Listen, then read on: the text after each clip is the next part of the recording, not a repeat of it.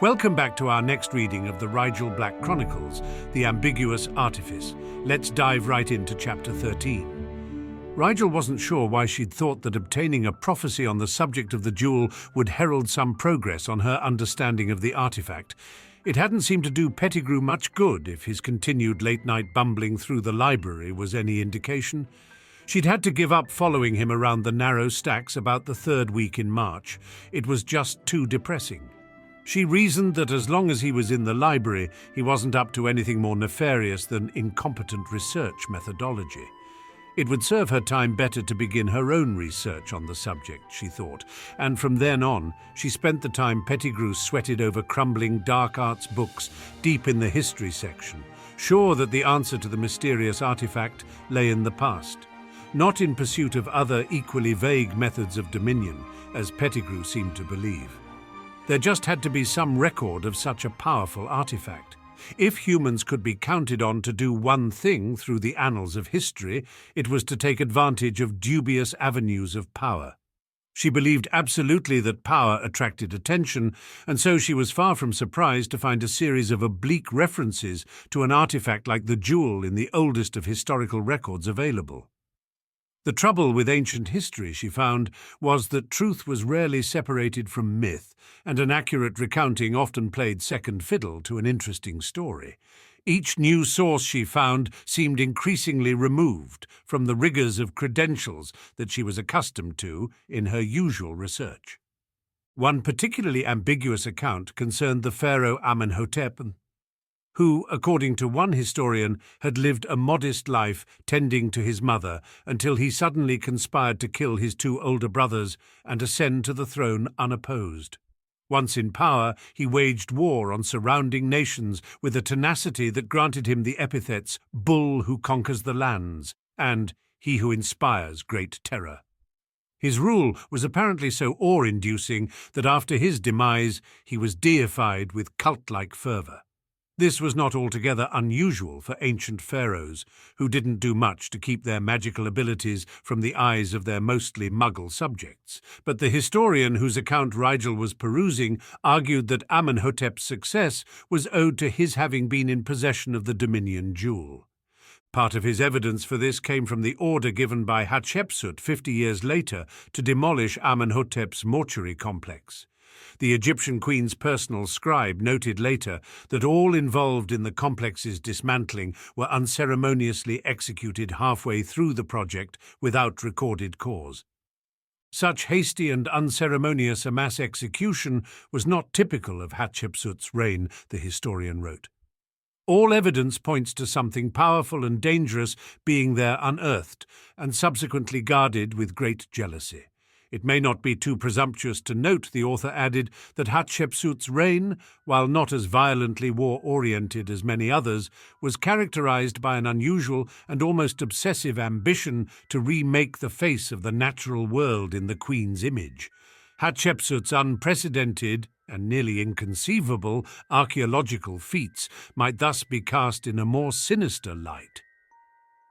Rigel's eyes unfocused on a yawn, and she paused in her reading to take a peek in Pettigrew's direction.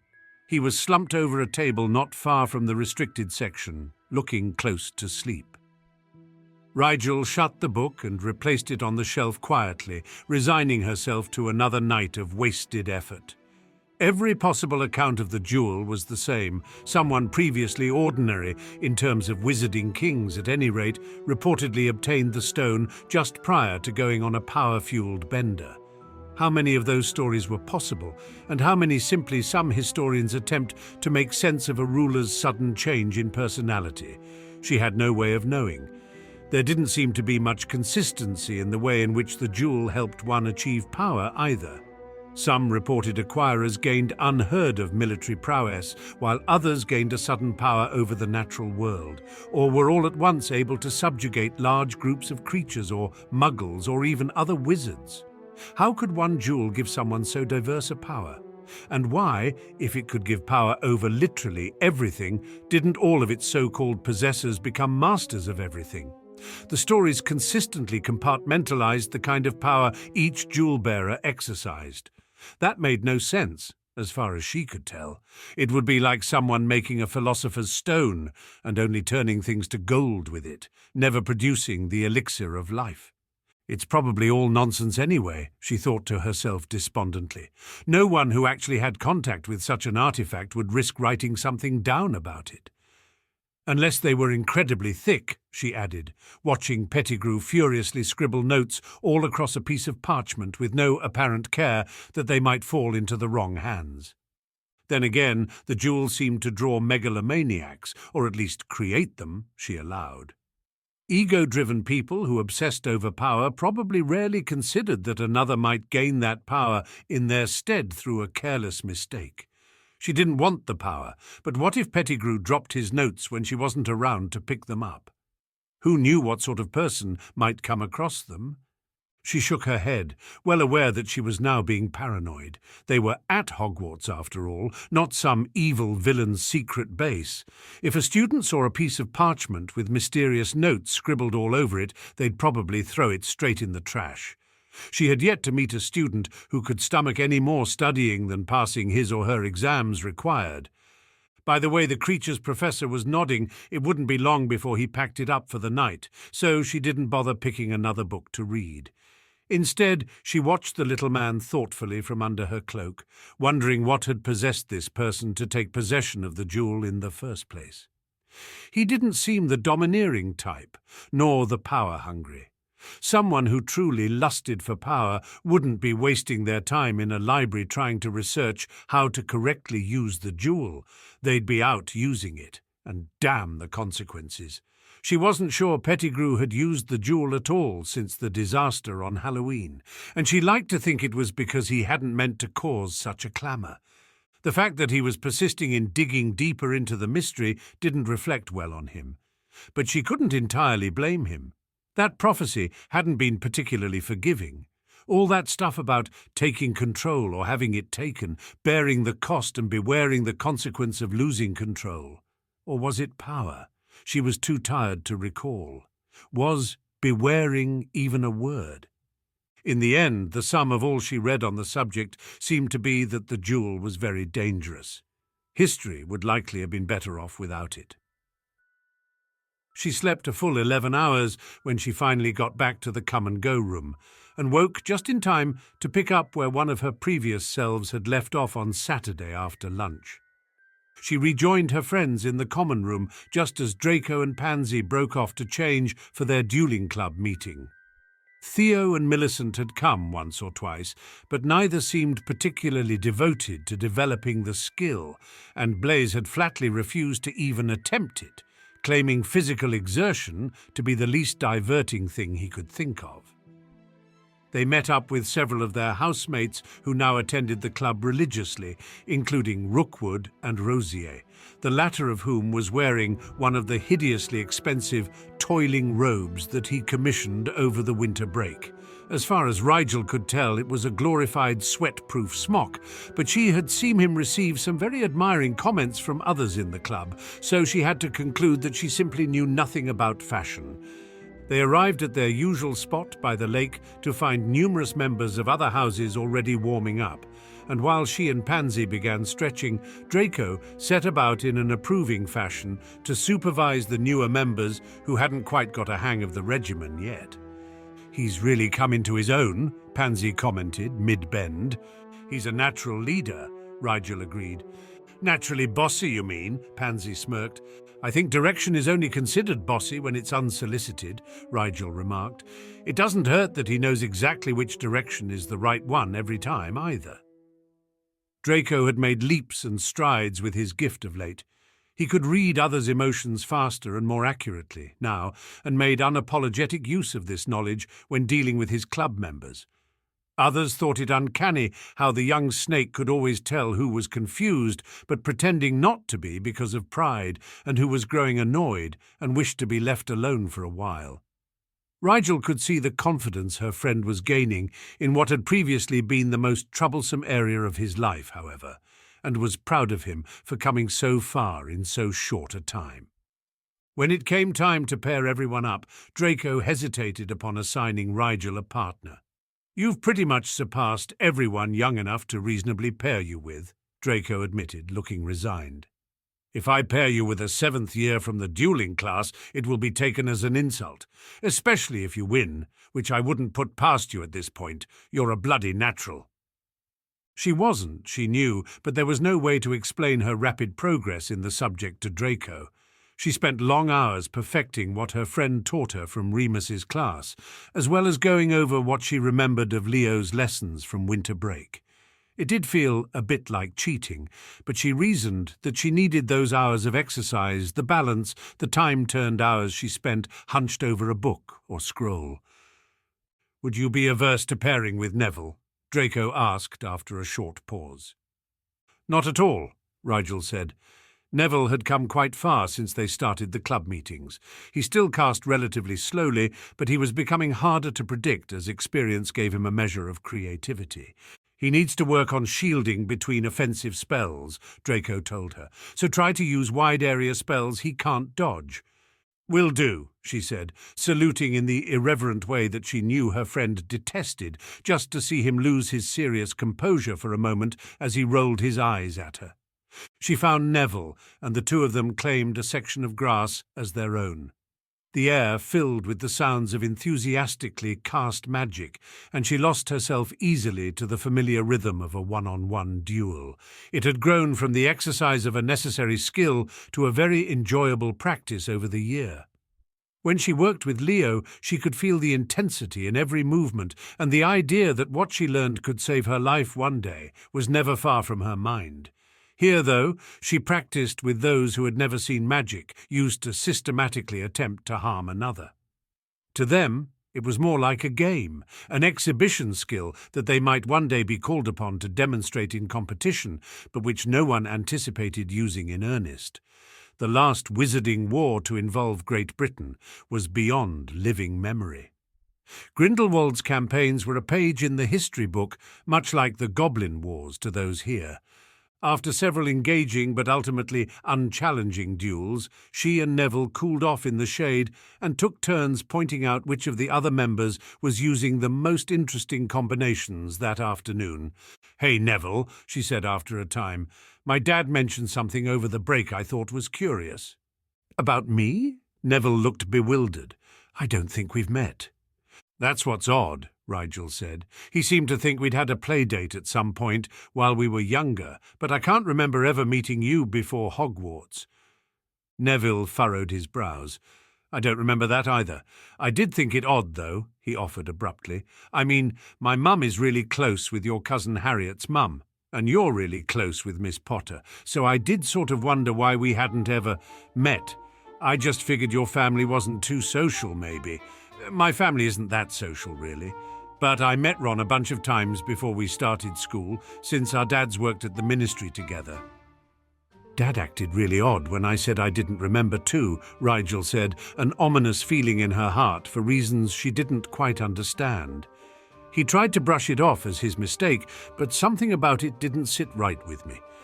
"I'm getting an uncomfortable feeling, but I don't know why," Neville said hesitantly, "like there's something important I'm supposed to know, but don't." "Yes," Rigel said, breathing deeply. "That's it exactly. What does it mean?" "That we should let it go and pretend that this conversation never happened," Neville suggested weakly. "I'm getting a very strong stop thinking about this vibe." "Doesn't that make you want to know what's causing it?" Rigel said. "Not really," Neville said, frowning. "It makes me feel like I'm about to break an oath I don't remember taking, and that is scary enough that I'd rather live in ignorance." Rigel didn't think that was very Gryffindor of him, but she couldn't exactly say so. She would have to work out the answer to this most troubling revelation on her own, she supposed. "We can talk about something else," she offered. She didn't think Neville had anything else to tell her, in any case. The mystery of the play date that wasn't hovered in the back of her mind, troubling her sleep late into the night when all other thoughts had been quieted. It sent her delving into tomes on memory, on bindings of magic that might affect the mind, and drove her to write a long letter to Archie, trying to articulate the feeling of foreboding that crept upon her at every attempt to recall something that probably hadn't happened, and couldn't possibly be important if it had. She turned it over unhappily, that is, until something much more immediate occurred to redirect her attention. She had half hoped her talk with Snape would be enough for him to let the subject of her magic lie for a while, but before she'd even thought about how she was going to go about doing something she wasn't sure was possible, the potions master forestalled her from leaving his office one evening to inquire just how her magic control was coming along. "Not at all," she said, quite blunt. "If I try to use even the simplest of spells without the suppressor, it floods my wand until something explodes." "Have you been practicing?" Snape demanded. "Not really," Rigel frowned. "I assumed someone might disapprove of me exploding things." "Do not take a tone you may regret, Mr. Black," Snape drawled. He looked entirely disgruntled. "Sorry, sir." She dropped her eyes in brief submission, then said, "Is that all?" "It is not all," Snape sneered. "Not if you haven't made any progress. You gave me your word in this, recall. I am not above taking this over your head if I must." "You promised not to tell my family, if you recall," Rigel said, fighting to maintain politeness. "I do not break my promises," Snape hissed, visibly affronted. "Neither do I," Rigel said, not actually sure at this point if that was true. "I'll work on it. I need more time." She took her leave abruptly, sure that he would have more to say if she gave him the chance. She knew what she'd promised, she just didn't see any point in pushing it. It's not like they were starting free brewing tomorrow. Snape said himself it would be next year sometime. She could work on it over the summer, if she really had to, when she didn't have a dozen other distractions. She had never known her head of house to make an idle threat, but it somehow still caught her completely flat-footed when he requested she meet him in a disused classroom close to his office one Sunday morning soon after that. They never met on Sundays, as Snape usually reserved that day for marking and preparatory work for his classes. The location was odd, too, and if she'd received the message any other way than straight from the professor's mouth, she might have been suspicious. When she saw the wizard Snape had brought with him, she could only think that she ought to have been suspicious after all. Lord Riddle, in all his richly tailored glory, stood calmly in the centre of the empty room, as though he often spent his time lying in wait for unsuspecting third years. She resisted the urge to run a hand nervously through her hair, instead closing the door gently behind her and turning to her head of house with questioning eyes. She was entirely content to ignore the well-dressed elephant in the room, forever, if she had to. "Am I early?" she asked, despite knowing full well there was no plausible reason for Snape to be meeting with Riddle in the same place he'd asked to meet her unless her day was about to go very downhill. "You are perfectly on time, as well you should be," Snape said, beckoning her to step forward to where the two men waited. "You are acquainted with Lord Riddle, are you not?" "Tangentially," she said, completely confused as to what Riddle wanted with her, for surely that was the only explanation for Snape setting up a meeting on their behalf. "Our acquaintance is not so peripheral as that, Mr. Black," Riddle said. He was eyeing her speculatively, which perplexed her, as she believed Riddle had already taken her measure and found her to be a simple, if terribly unlucky, child. "If you say so, Mr. Riddle," she allowed, feeling petty amusement as Riddle's brow ticked with displeasure at hearing the lack of title. He was no doubt accustomed to more respect from his Slytherins, but she would hold her respect until she knew what he wanted. If he intended to go back on their deal, she would have to find a way to dissuade him. "He's less polite than I remember," Riddle said mildly, giving Snape a chiding glance. "Your influence, no doubt." "The boy is remarkably headstrong for one who knows so little of the world," Snape said, keeping his eyes on Rigel as he spoke, that she might see exactly how annoyed she'd made him lately. "Thus the need for my interference," Riddle said, chuckling softly. "What interference is that, Mr. Riddle?" Rigel asked, wary at receiving their combined focus. "You have not told him why I am here," Riddle observed. "I believe he would have come less readily were he to be forewarned of my intentions," Snape said, voice wry. "This is an ambush," Rigel concluded suddenly. "Why?" "You have not kept your word," Snape began. "My magic again?" Rigel bit off a sharp sigh. "I told you I need time, Professor." "I do not believe you," Snape said. You have dug your heels in against learning to control your magic from the start. It is clear that if you are not made to do it, you will see no progress." Rigel had nothing to say to that. As it was, she had to admit quietly the truth. Still, she didn't like being cornered. "What has this to do with Mr. Riddle? Is this your way of forcing my hand, revealing me to those whose interest I sought to avoid, so that my reasons for avoiding the issue become null? What's next? Are you going to take me to Dumbledore's office and parade me before him as well?" "Watch your tongue, Rigel," Snape growled. He seemed to be saying it more for Riddle's sake than for any want of her respect in that moment. Snape's face was laced with understanding, and she forced herself not to be angry by focusing on the evidence that he was not trying to bring her many plans to ruin. "I have not betrayed you. I brought Lord Riddle here to help you. He has the experience you need to guide you in this." "Indeed," Riddle cut in. "I was young once. I remember the feeling, the sudden influx of power that came almost overnight, like a blessing from the world.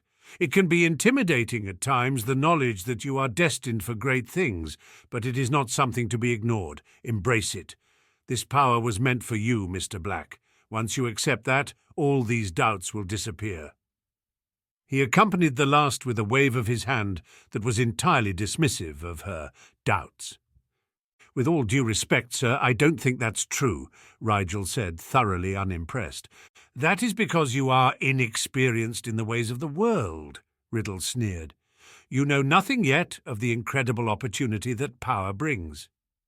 "Those aren't the sort of opportunities I'm looking for," Rigel said, attempting to diplomatically convey that she did not, in fact, aspire to be like Riddle in any way. "Then you are a fool, Rigel Black," Riddle said. "Unfortunately for you, a fool is not something we can afford to abide." She didn't like the sound of that at all, and fought briefly with the impulse to step back toward the door. "Lord Riddle, perhaps—" Snape attempted to cut in, but was silenced by an imperious hand. "No, Severus, the boy is being unconscionably narrow-sighted. This is not about you, Mr. Black," Riddle said sternly. "Slytherin needs strong wizards to represent it. The more the better. The Black family needs a powerful heir to steer it back in the proper direction. The politics of this cannot be ignored. You must learn quickly and take your place at the helm of this new generation for the good of our world." She could see Snape wincing from the corner of her eye, and it occurred to her that this was not what he'd anticipated in inviting Riddle here. Her head of house must know that this was exactly what Rigel did not want to hear. If anything could have solidified her suspicion that powerful magic attracted attention and trouble, this was it. With the cat out of the bag, so to speak, what was she to do now? Riddle was saying something else, something about power being the ultimate decider in everything, but all Rigel could think was, did the politician really think her so stupid that she might believe he had some altruistic compassion for the House of Slytherin itself, or the Black family in particular? It was painfully obvious he meant the SOW party needed her power, needed to shift the balance toward dark politics once more. Did he think because she was a friend to his sycophant's heirs that she would toe the line politically and socially as well? Had she given him that impression somehow? "So if you will not think of yourself, of the doors and avenues that open before the command of true power, then think of others, of your house and your family," Riddle concluded, smiling in a way that she was sure had won him many favors in the past. "It is others I think of when I choose not to use all my magic," Rigel said, knowing that someone like Riddle was not likely to understand, but also knowing that it was the only truth she could give him. "Their safety, the integrity of their relationships with me. My magic would put these things in jeopardy, if it could. I will not risk attempting to use it for something as abstract as political gain." Riddle's face darkened, and there was a shadow of the boy that she had met in the Chamber of Secrets staring out at her suddenly. "Your obstinance leaves me no choice, Black." "It is not your choice, sir," she said, wary. "Magic belongs to the world, Mr. Black," Riddle said, a sinister smirk that she did not trust at all tucked into his cheek. Rigel frowned, wondering why Riddle thought that he spoke for the world. As she attempted to reiterate her refusal, however, Riddle's wand was in his hand, and she felt a violent tug on both her gloves. They flew across the room and into Riddle's hand, before she could so much as make a fist in protest.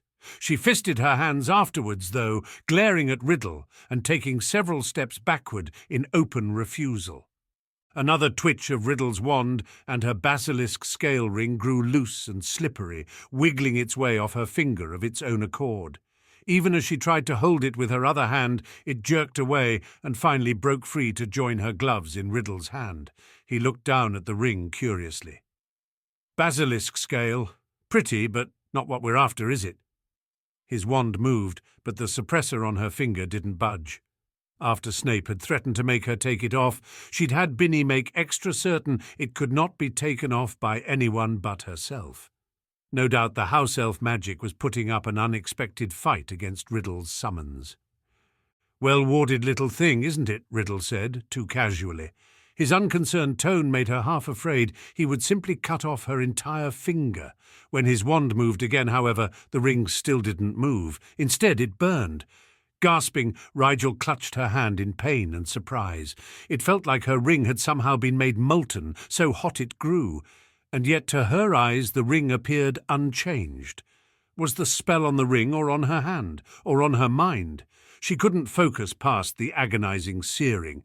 Her hand was twitching uncontrollably in thwarted instinct, trying and failing to remove itself from the object of its torture.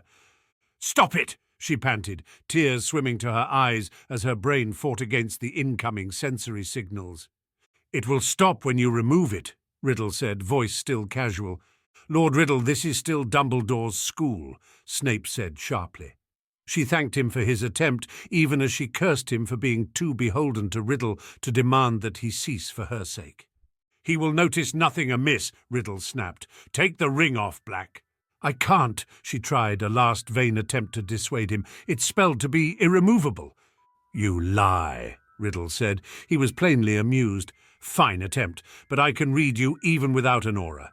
Take it off or I will set your boots on fire." Rigel liked her boots.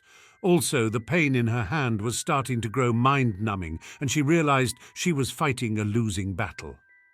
Slowly, in deference to her pride and fury, she worked the ring off her hand and slipped it into her pocket with the most annoyed scowl she could muster.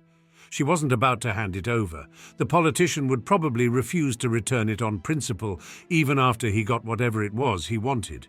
She wanted to continue to glare at Riddle, but her magic seized all of her attention in the next moment. It had noticed it was free.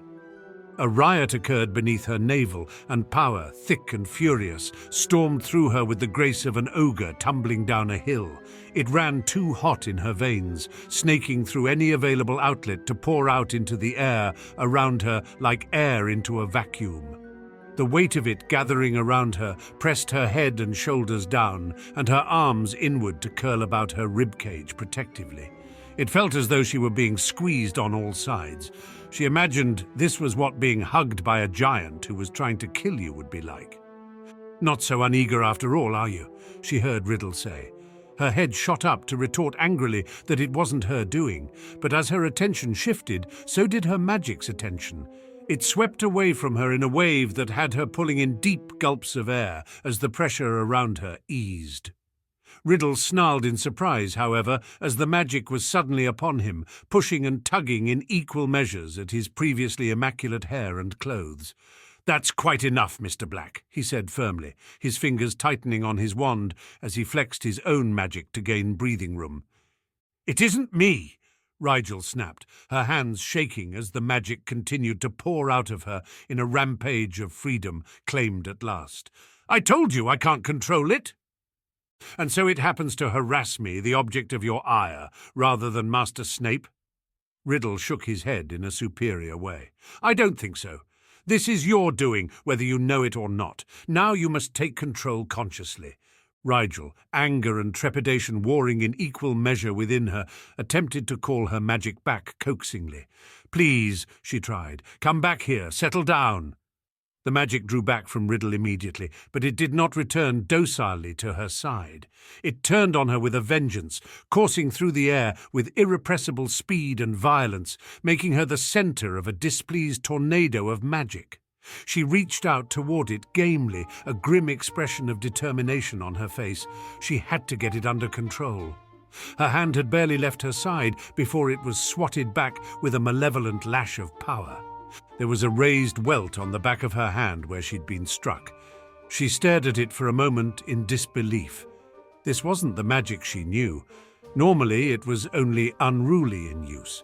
She had never been unable to suppress it, just unable to control it once it manifested. It was as though the magic had at last rejected her authority completely. It no longer deigned to even be contained within her. "Control it," Riddle said above the sound of air slashing about her. "I can't," Rigel gritted out. "Haven't you heard anything I've said?" "When you believe you can't, then of course you can't," Riddle scoffed. "People keep saying that," Rigel snapped, utterly sick of people telling her the only problem was her own perception. "Only saying believe in yourself is nonsense that doesn't actually help." "True enough," Riddle allowed, still openly amused at her expense. She hoped his perfect teeth all fell out during one of his speeches. "Start with a focus then. Attend all your will toward one thing, one feeling, one instinct. Even if it is destructive, try and force the magic to destroy the thing you choose." "I don't want to destroy," Rigel said, face tight. "It is easier to begin that way," Riddle said, mockingly patient. "Once you can control the more passionate aspects of power, the technical applications will follow. Now choose something to direct its attention to. Not me, if you please, and will it. It will answer." "How?" she asked, trying to calm her mind by breathing very slowly. "Your wand, of course," Riddle said. His arms were crossed, and he gazed at her as one would a child refusing to eat its vegetables. Harry took out her wand, which had been busy burning a hole in her pocket in response to the nearness of her magic, and pointed it at a desk on the far side of the room, well away from Professor Snape. Riddle could get stuffed with splinters for all she cared. Her magic, perhaps drawn to the wand as electricity to a good conductor, swirled around her hand impatiently, building there until her entire forearm struggled against the currents. She hesitated on incanting the bombardment hex, having no way to aim reliably with her arm shaking all over the place, but the intention had scarcely entered her mind before her wand was suddenly alive with magic pouring through it. It shot out of her core as though she'd pulled the cork from a champagne bottle after shaking it vigorously, and the magic in the air around her joined it readily, merging with the spell and transforming it visibly as it flew through the air. The magic, which resembled more closely a miniature cyclone than any spell she'd ever seen, impacted one of the pushed-aside desks and devoured it. There was no other way to put it. The faded wood turned black upon contact with the magic, then began to dissolve as though exposed to acid or particularly fast-working termites.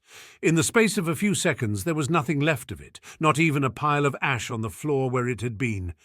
"What spell was that?" Riddle asked, the kind of awe in his voice that musicians reserved for works of Beethoven. "Bombarda," she said, rubbing her now sore wand arm. Riddle frowned. "That was nothing like a bombarda." "My magic does what it wants," Rigel grumbled. Said magic had returned to her and was now whistling sharply in her left ear like a spoiled child, begging for another sweet. Irritably, she attempted to quell it once more, picturing it receding back into her core and laying dormant. Immediately, the wind around her picked up and sent her stumbling sideways. Okay, she capitulated, raising her hands to her face to protect it, as the wind took on an edge that cut through her robes in several places. When it had calmed marginally to a stern wind, she examined the rips with deep resignation. "Sirius is going to be displeased. He just had these tailored," she muttered morosely. "If she asked for new ones, he'd send her Archie-sized robes and she'd have to fix the hem herself." "Again," Riddle said decisively. "Continue focusing the destructive tendencies in your magic until you can rein it in reliably." Rigel frowned. "I don't think it's a good idea to encourage my magic's destructive tendencies. It's only going to teach it bad habits." "That is not how magic works," Riddle said, a snide curl to his lip. "Magic is highly impressionable," she argued. "Children's magic is impressionable," Riddle shot back, "as is wild magic. A fully fledged wizard's is not." She opened her mouth again, but Snape, closer now but still far enough that his robes barely stirred in the breeze of her magic, broke in at last. "Rigel, you must listen to Lord Riddle. He knows what he is doing. He dealt with this very issue himself once." Riddle was full-on smirking as he said, "I never let my magic grow so unruly, but yes, the theory will be much the same. Now do it again."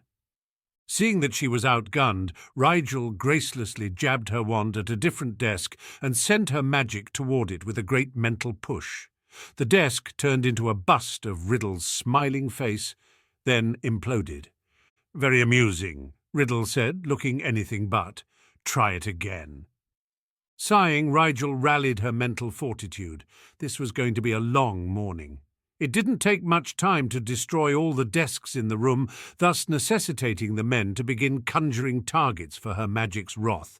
Snape stuck with simple pieces of furniture and the occasional straw dummy, but Riddle was especially creative.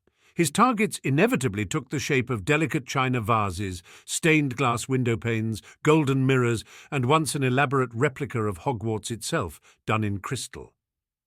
When he conjured a live bunny, Rigel's temper, frayed thin from a pounding headache and constant struggling against the unruly tide of her magic, simply snapped. She transfigured the bunny into a viper without even pausing to think about it, sending it snapping at Riddle's ankles with a thoroughly vexed slash of her wand. Riddle vanished the snake with a wide smile and began to clap, slowly and very patronizingly. "Well done, Mr. Black." Realizing that her magic had obeyed an impulse that was not entirely destructive, Rigel reined in her ire and took a slow breath. She surveyed her magic for a long moment, noting that while it still encircled her in a steady current, she felt much less like she stood in the eye of a hurricane.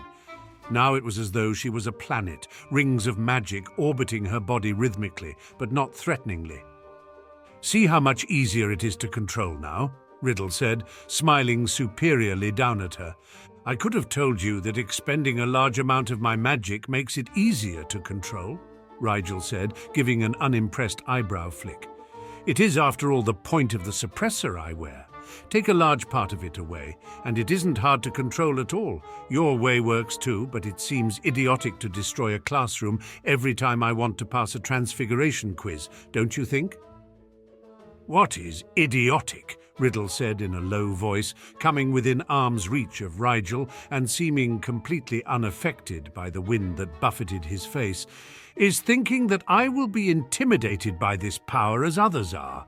You would do well to set a respectful tone to your tongue before I silence it, boy." "I respectfully do not see the practicality of such a violent method of control, Mr. Riddle," Rigel said. She refused to be intimidated by the man just because everyone else was. "You will see when you want to see," Riddle said, eyes sliding over hers in a way that reminded her she was looking at a man rumoured to be an incredibly subtle legilimens. Control takes time. It also required a good deal of practice. You have let it go too long with rather predictable results. It will take dedicated attention to prune the wildness from your magic now that it has taken root. Rigel resented the implication that her unruly magic was her own fault. It had always been that way, hadn't it? She couldn't remember why she thought so, but she was sure it wasn't something she'd caused by wearing the suppressor alone. The problems had started before that. "That is not to say you lack potential," Riddle went on, a calculating glint now hardening his eyes. "You may yet be useful, Mr. Black, if you but stretch out your hands to the world around you. Your magic will lead you to extraordinary places, but you must first grasp the reins. I can show you how. Let me tutor you personally during your summer holiday. With my help, you could do great things." Rigel was frozen in speechless disbelief for a long moment. Had he just offered to mentor her? She glanced at Snape to see what he made of Riddle's unexpected suggestion, but her professor's gaze, while wide with something like shock, held neither approval nor censure. She swallowed soundlessly and scrambled for an answer that would not offend the man. "That is very generous of you, sir," she said, hoping he didn't pick up on how her magic became more agitated with her unease. "I must decline, however. I've made other arrangements for the summer. Also, I do not seek the sort of greatness you could help me achieve. Do not try my patience with this naive insistence that power is not something you desire," Riddle said softly, a dangerous edge to his voice. "Power is a matter of necessity. It is practical to develop every talent fate gives you." "Even so, I do have other plans," Rigel said, making an attempt at firmness. "I'm sorry, but I will develop the rest of the control I need on my own. Thank you very much for your help today, Lord Riddle. I am in your debt." Riddle's face was closed tight with anger, and he turned from her without another word. "Talk some sense into your student, Severus," he hissed, tossing her gloves and her other ring to the potion's master on his way out the door. "I'll be in your office." The door shut behind him, and Snape turned to her with an entirely resigned expression. "You would have me tell him no, I take it?" Rigel grimaced a bit in sympathy, but nodded. "Sorry, Professor. I really can't agree to that, though." "I'm not sure what he was thinking, even offering," Snape muttered. With an annoyed snort, he got out his wand and began setting the classroom to rights. "Mr. Black," he said, after a minute of conjuring new desks, "I feel I should tell you this was not entirely what I intended in bringing Lord Riddle here today." "I know," Rigel said quickly. It was hard to be mad at Snape for doing what he thought was best for her, especially when Riddle had so effectively drawn her ire in his direction. "I understand that you were trying to help me. I hate that everything to do with my magic is so violent and destructive. Without the suppressor, I can't do anything without it blowing up in my face, and then I'm told the answer is to be so destructive that I burn through power like Draco at a tart festival." Snape snorted in amusement, but Rigel ignored him, well into her rant now. "And it seems so pointless when I could just wear the suppressor and not have to blow anything up. And what's the point of having all that extra magic if the only thing it's good for is mass destruction anyway?" She shoved her hand into her pocket and took out the suppressor ring, flinching slightly as her magic picked up around her and began oscillating wildly back and forth, making her stumble a bit as she struggled to get the ring back on her finger without dropping it. When she tried pushing it on, however, a pressure built up around her finger that blocked it, like 100 minuscule gusts of wind, all rushing around her finger madly. It burned terribly where the friction from the wind scraped against the tender skin left by Riddle's earlier attempt to remove the ring, and she whimpered in a way she knew was pathetic at the renewed pain. "I can't even get this stupid thing on," she whispered, blinking back moisture from her eyes. She would not cry in front of her head of house like a child. She was just so frustrated by it all. She wanted to crawl into a dark hole and stay there for a week or two. She'd rather do anything but deal with her magic for a single moment longer. "I'm so sick of this," she said tiredly. Pale, spindly fingers covered her own, stopping her attempt at forcing the ring any further. Rigel relaxed, glad that one thing, at least, had been taken out of her hands. As she ceased trying to put the suppressor on, the pressure of her magic eased, confused by the sudden lack of direction in her mind, no doubt. In the wake of that ebb, Snape slid the ring onto her finger swiftly, not giving her magic any time to react. She felt the roar of her power as it sank into her skin and seeped back into her core. Echoes of anger rang in her bones, and she trembled, knowing somehow that the next time she released it, it would be worse. "Thank you," she said, mouth a bit stiff in the aftermath of such a long, emotionally trying morning. "Sorry I snapped at you before about bringing Riddle here. Does Dumbledore know too now, though?" "I cannot speak to what the headmaster does or does not know," Snape said, handing over her gloves with the ring of scale and stepping back a pace to put some distance between them once more. "Lord Riddle had some business with the headmaster today in regards to an event they are cooperating to organize in the coming months. He stopped by to see me in my office, as he usually does on the rare occasion he visits the school, and we had a very long and involved discussion on the merits of regulating the migration patterns of certain magical species of birds. At Rigel's small smile, Snape cleared his throat uncomfortably. When Lord Riddle told me of his visit, I admit I thought it opportune. It was clear to me that you needed motivation of some kind to take control of your magic completely. I believed you might relate to another who had dealt with the same sort of problem. It was not my intention to corner you, though I see now how it may have appeared.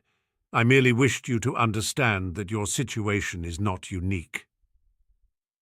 As that was probably the closest Snape could get to saying, "I wanted you to know you aren't alone," Rigel was touched. Any lingering resentment she felt at his high-handedness melted away, and she summoned the most grateful, reassuring smile she was able. "Thanks, Professor. I'll work on my magic, all right? If only to prevent you summoning Lord Riddle on me again."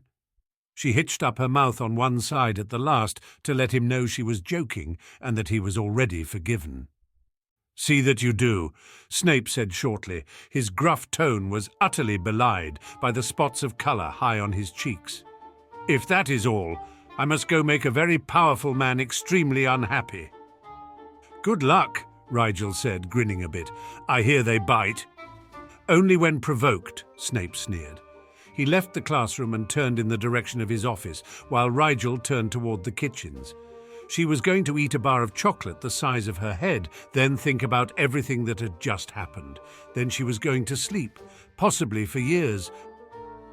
How long had it been since his plans last resulted in unmitigated disaster? He pondered this in wry self-deprecation as he parted ways with his student. It'd been some time, he noted, since he misread a situation so egregiously. No, not the situation. Riddle. Lips pressed into a thin line of displeasure, he was in no mood to find the man lounging behind his desk as he entered the room. Riddle did not bother to stand as Severus entered, so Severus conjured an intimidating armchair and sank into it with a scowl. "Could you have been any more confrontational?" Severus asked, very interested to know why Riddle had completely disregarded his advice and suggestions for dealing with Rigel. "I could have cut out his tongue for his insolence," Riddle said, the smallest of smiles playing in the corner of one cheek. It relaxed Severus minutely to know that the man was not as angry as he had seemed. Why put on a show for the boy's benefit? Did he think he could scare Rigel Black into submission? The child had killed a basilisk for Salazar's sake. "I requested your assistance in this matter so that you could calm the boy's fears," Severus said, forcing patience into his words. "You were to make the magic seem normal, not terrorize him, and then draw out its destructive energies. Do not think I missed that little manipulation, Lord Riddle." "It isn't normal," Riddle scoffed, "nor should it be treated as such. It is extraordinary. He will be extraordinary if he ever gets his head on straight." "And riling him up is supposed to help straighten him out, is it? You were feeding the restlessness in his magic," he said angrily. "What is going to happen when the energy you mingled with his is absorbed by his core?" "Rigel Black could use a little more restlessness," Riddle informed him. "It will give him drive." "Or drive him mad," Severus snapped. "I didn't give him that much." Riddle was openly restraining an eye roll. "Just a little nudge." "In the wrong direction," Severus seethed. "Could you not see the trouble he already has with it? The magic is so detached from his will that it was physically injuring the boy. Making his magic wilder is only going to make it harder for him to control. That is the precise converse of what I asked you to do." "I know what I am doing, Severus," Riddle said, a warning in his tone that Severus easily ignored. "Whatever you are doing is irrelevant to my point," he spat. "That is my student. I decide what is best for him, not you. You overstep your bounds, Lord Riddle." "My bounds?" Riddle clutched both armrests and leaned forward on a hiss. "Do not seek to instruct me on my limits, Severus." It was as close to Parseltongue as Riddle could come while still being intelligible, and it was always a sign of grave danger, but Severus was not finished. "You hold dominion over me, not the child," he said, nostrils flaring with rage. "I stood by as you tormented him physically and emotionally in the vain belief that you had a purpose that served his best interests, but that is the last time I will do so." "Your lack of understanding does not reflect upon my method's validity," Riddle said. "I understand the result well enough," Severus said. His eyes narrowed to catch Riddle's next expression. His magic was so wild at the end that he could not re-don his suppressor. He nearly broke a finger trying. The fleeting surprise that flickered in Riddle's eyes was the only thing that saved the man from the full infliction of Severus's ire. "That is impossible. Magic is not intelligent in the way you are implying." "That's what I used to say about Rigel's magic," Severus said flatly. "It seems I shall be reconsidering that opinion. You would do well to reconsider your approach with him as well. At this moment, it is unlikely he will willingly come within 10 feet of you. Somehow I doubt that was your intention." Riddle scowled. "Cease, Severus, your point is made. I will consider your words. I must reject your assumption that the boy is yours alone to influence, however. Our plans may require his allegiance, and not just to you." "Prepare to be disappointed," Severus said, cynically amused. "You know very little of Rigel, it seems, if you think he will be swayed to any political agenda. The boy cares nothing for politics." "Do not sound so proud, Severus," Riddle admonished slyly. "You once felt similarly, did you not? Look at you now, a party man, unless I am very much mistaken." "Our circumstances are not the same." Severus felt an old bitterness churning like acid in his gut. "Rigel has strong familial ties, much stronger than the ties of friendship he has forged in Slytherin." Even as he said it, Severus was not so sure of the truth in that. Many things contradicted that idea: the strange social dissembling between Rigel and his father, the singular academic interests that isolated him still further, the distance between the depth of his talent and his family's ability to even comprehend it. "New ties can easily replace old ones," Riddle said, leaning back now to look across the desk from beneath lowered eyelids. "You could be a father figure, if you but put forth the appropriate effort, Severus." Severus immediately squashed the ambiguous feelings that bloomed at such words said aloud, but not before Riddle sensed them. "You'd make a good role model for the boy, Severus. You deserve such a child to teach, to foster and mold as though he were your own son." Damn the man's cunning. He never failed to root out the most vulnerable parts of a person, no matter how well concealed. "The boy does not look to adults for personal guidance," he said after a long moment, ignoring the sting of his own words. "That is why you will find it so difficult to manipulate him to your side. He seeks only academic appreciation. No other acclaim even mildly interests him. Hence the need to motivate him through necessity," Riddle said, tapping a finger on the desk pointedly. "If he thinks he can avoid an issue, he will. Is this not so? I have noticed that trait in conversations with the boy. Always he sidesteps when he senses the approach of confrontation, except, of course, when he's motivated by a principle greater than himself." The older man seemed to be talking almost to himself now, and Severus did not disturb him. If Riddle wished to speak aloud his plans, the better for Severus. "Perhaps that is the leverage I need. If he will not strive for himself, perhaps he can be made to strive for another." Riddle lapsed into a pensive silence, and Severus knew better than to interrupt him. Riddle's thoughts were precious, and those who intruded upon them learned swiftly of the cost they incurred. "That girl," Riddle spoke again, this time glancing in Severus's direction to let him know the question was not rhetorical. "The Potter girl, Black, is close to her, is he not?" "Extremely," Severus agreed. "They were raised as siblings and appear to esteem one another before most others, for whatever reason. You think to use the girl to motivate him?" He could not articulate how he felt about that idea. It would depend on the nature of the motivation, he supposed. "Perhaps," Riddle said vaguely, clearly still in the process of generating plans. "There is something off about the combination of the two. I haven't grasped the exact trigger, but many things incite my suspicions. They look remarkably alike, and yet I have heard no rumours of infidelity or conspiracy regarding either the Potters or the late Lady Black. Then there is their dovetailing academic interests. What fostered such intellectual tendencies in a family of brash-headed Gryffindors? Something doesn't add up. There is a rumour, Severus offered, his lip curling at the distaste he felt in relating gossip of any kind. Riddle was the sort to demand any and all information pertinent to a discussion implicitly, however, no matter the seeming triviality of it. Regulus related it to me in a desire to know if I found any merit in its claims. There is a belief that the boy possesses some sort of passive metamorphic ability that has affected his physical development somehow. I have never heard of such a thing. Riddle frowned.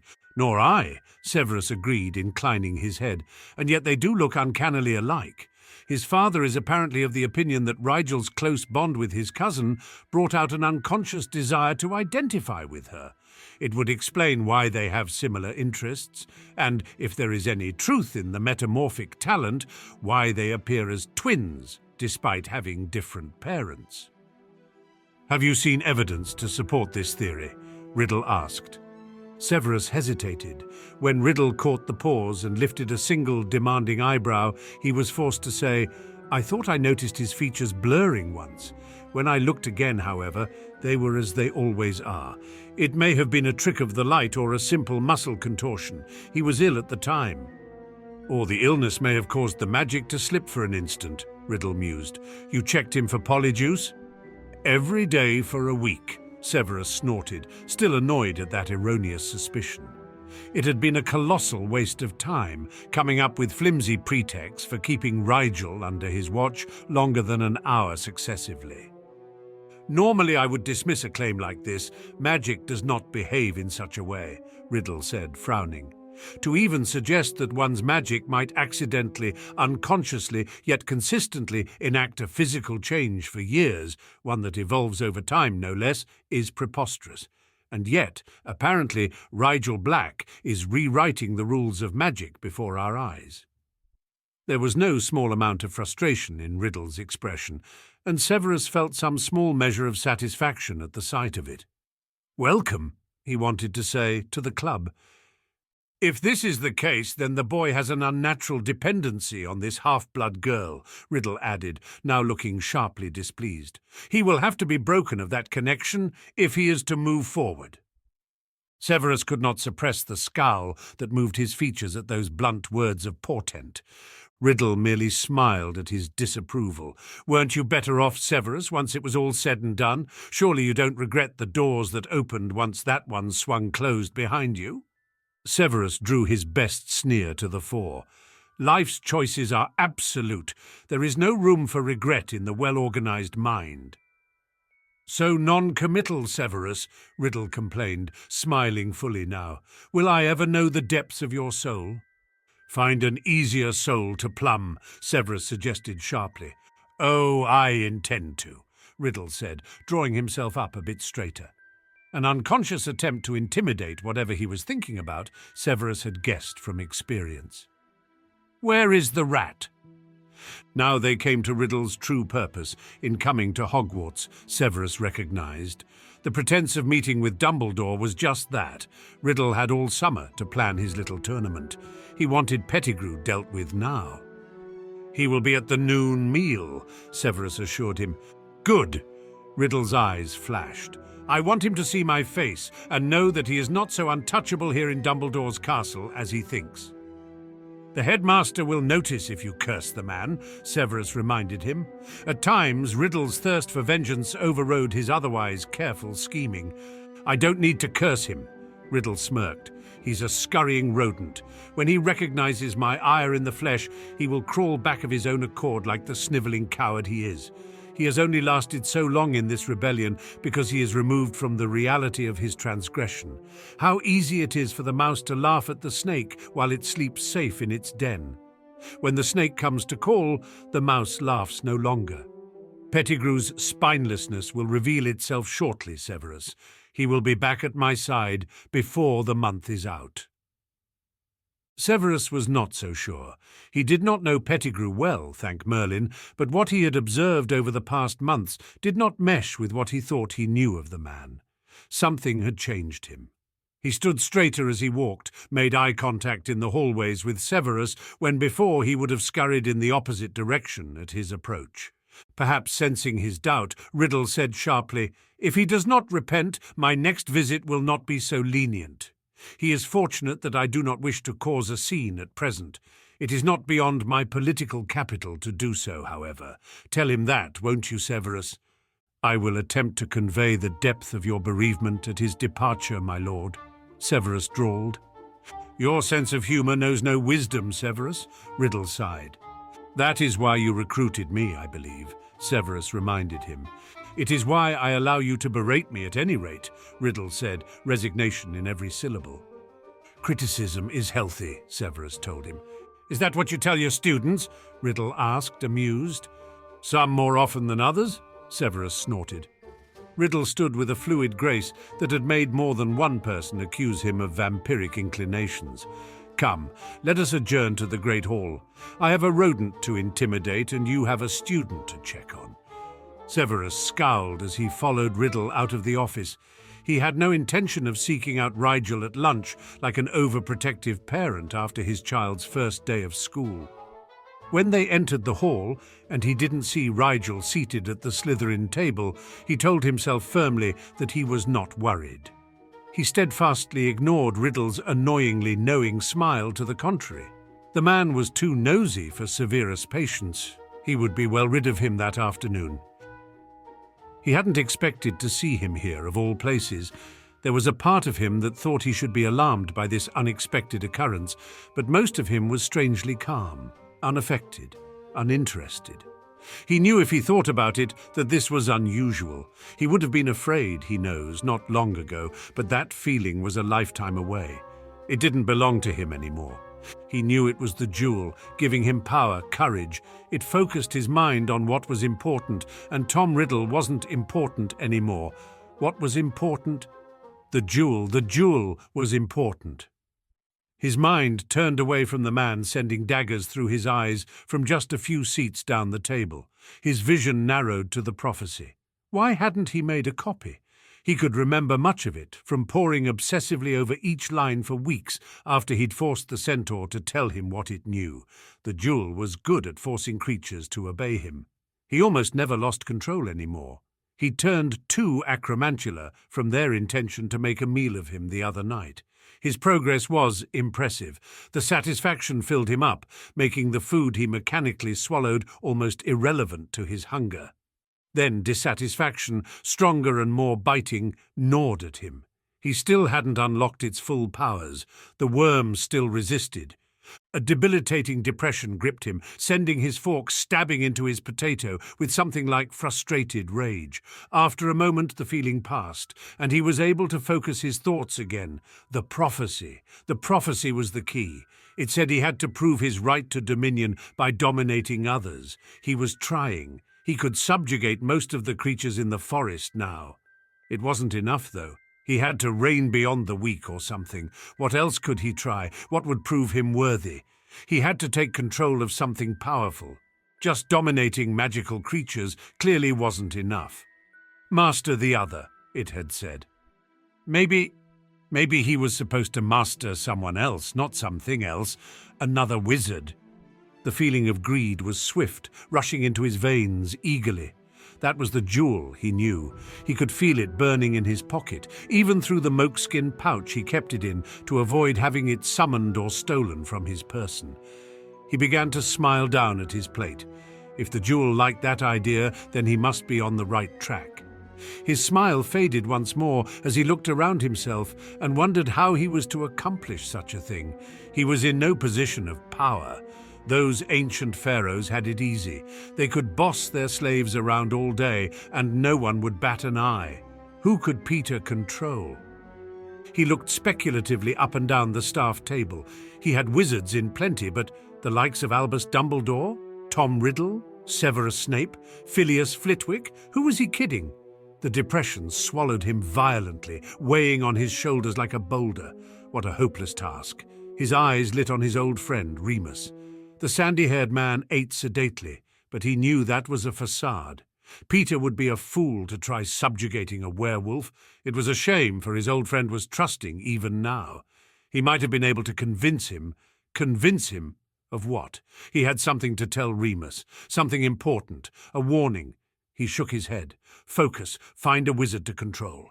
His frustration ate at him. Anyone with enough magic to qualify as beyond weak would not be controlled by him.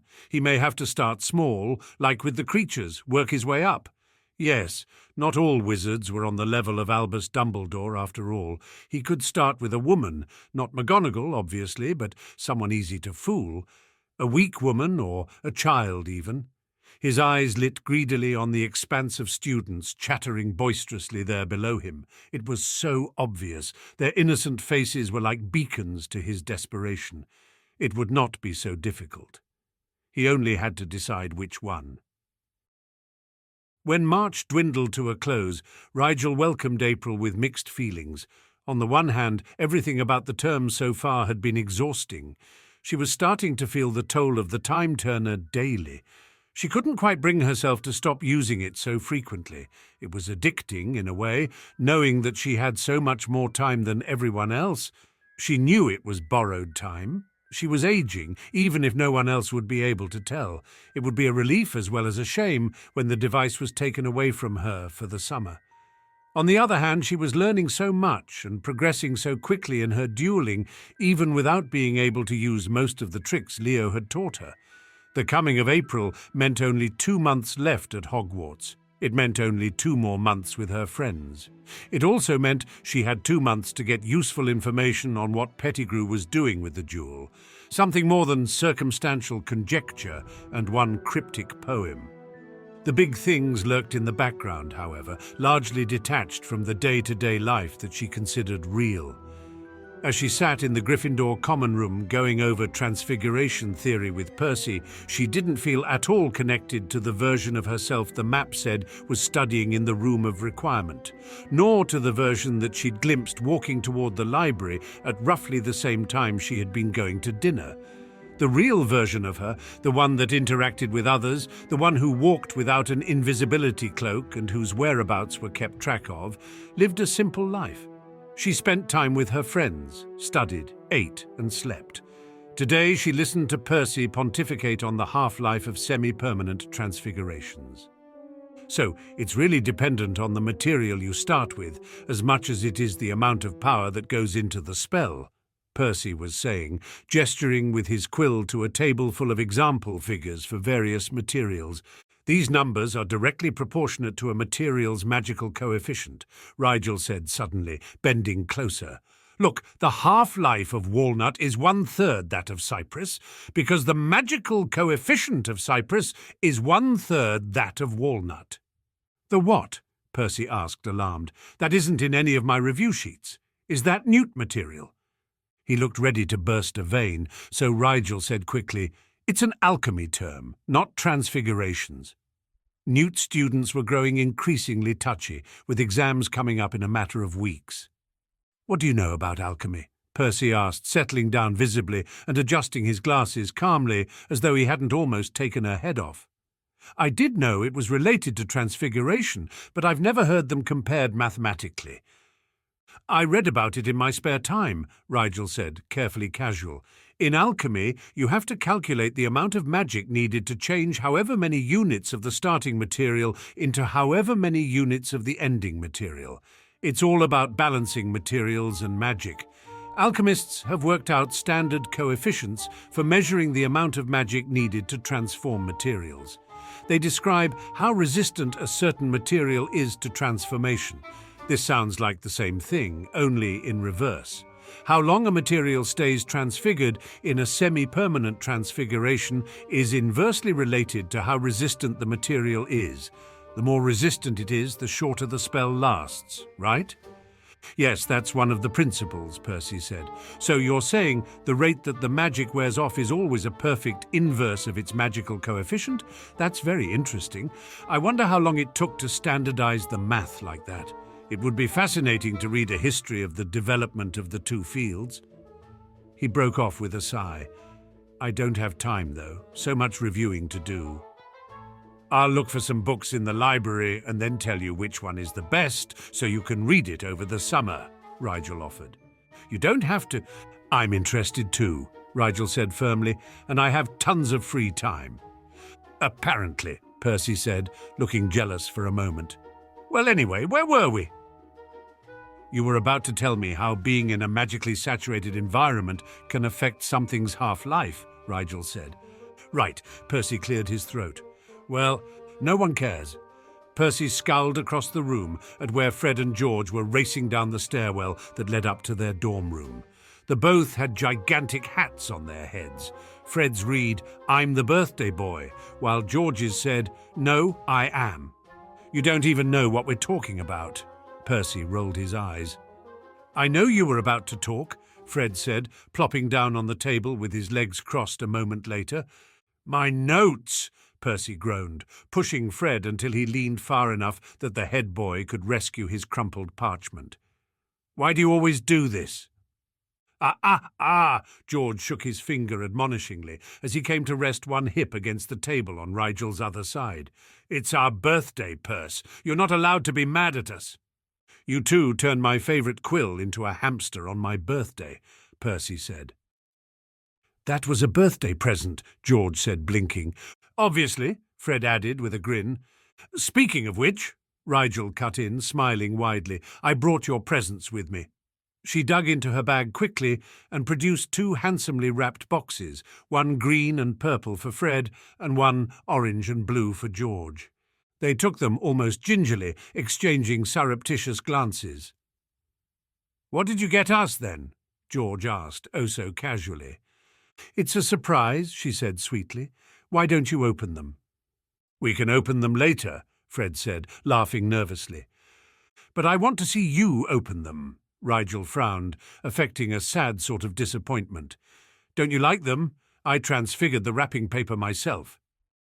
With pained grimaces, the twins began examining each box carefully. Looking for traps? Percy asked, snorting incredulously. Well, George eyed her suspiciously, our pup does owe us a prank, and today is April Fool's Day, and it's our birthday. It's pretty much the golden opportunity for revenge.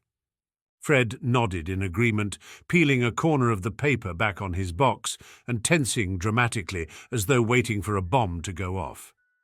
Would I do that to my 2 favourite tricksters on their birthday? Rigel asked, one hand placed over her heart in acute dismay. I hope so, Percy muttered, smirking a bit. We should probably get it over with, George sighed. We do deserve it, Fred said, in a tone that would have suited a soldier marching off to war in defence of his homeland. They ripped back the paper as one and nothing happened. They stared in confusion down at 2 identical, completely nondescript cardboard boxes. Exchanging another long look, they each took hold of a flap and pulled, wincing, outward.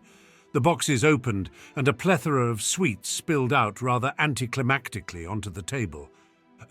Fred poured through his box quickly, noting the wide range of assortment. Thanks, Rigel. Some of them I got at Hogsmeade, she said, pointing them out, but some of them I baked myself in the kitchens. See? George pulled out a bag of fudge with a most nervous expression. Looks good, Rigel. Thanks. Try a piece, Rigel encouraged them, smiling. It's really good. You like chocolate, right? They love chocolate fudge, Percy said helpfully, grinning along. Why, at Yule, they ate a half a pound each. I, had a big dinner, George said warily. Me too, Fred said, smiling apologetically. We'll have some later. She pulled out the look. Eyes wide, mouth trembling slightly, she blinked once. You don't like it, do you? She bit the smallest corner of her lip. It's okay. You don't have to eat it. Give it away, I don't mind. She looked down into her lap, as though she simply could not bear to look them in the eye as she said it. I'm sorry. I didn't mean to gross you out. You probably think a potions maker can't bake anything that doesn't taste like slugs. We'll have some, George said desperately, clapping a hand on her shoulder. Really, we just wanted to save it for later. Greedy, that's us, right, Fred? Right, Fred gulped. When Rigel looked up, she saw him gazing resignedly at the fudge. Can't wait. Oh, good. Rigel smiled brightly, clapping her hands twice just to see the twins flinch. They slumped in defeat, and each took a chocolate square from their bags.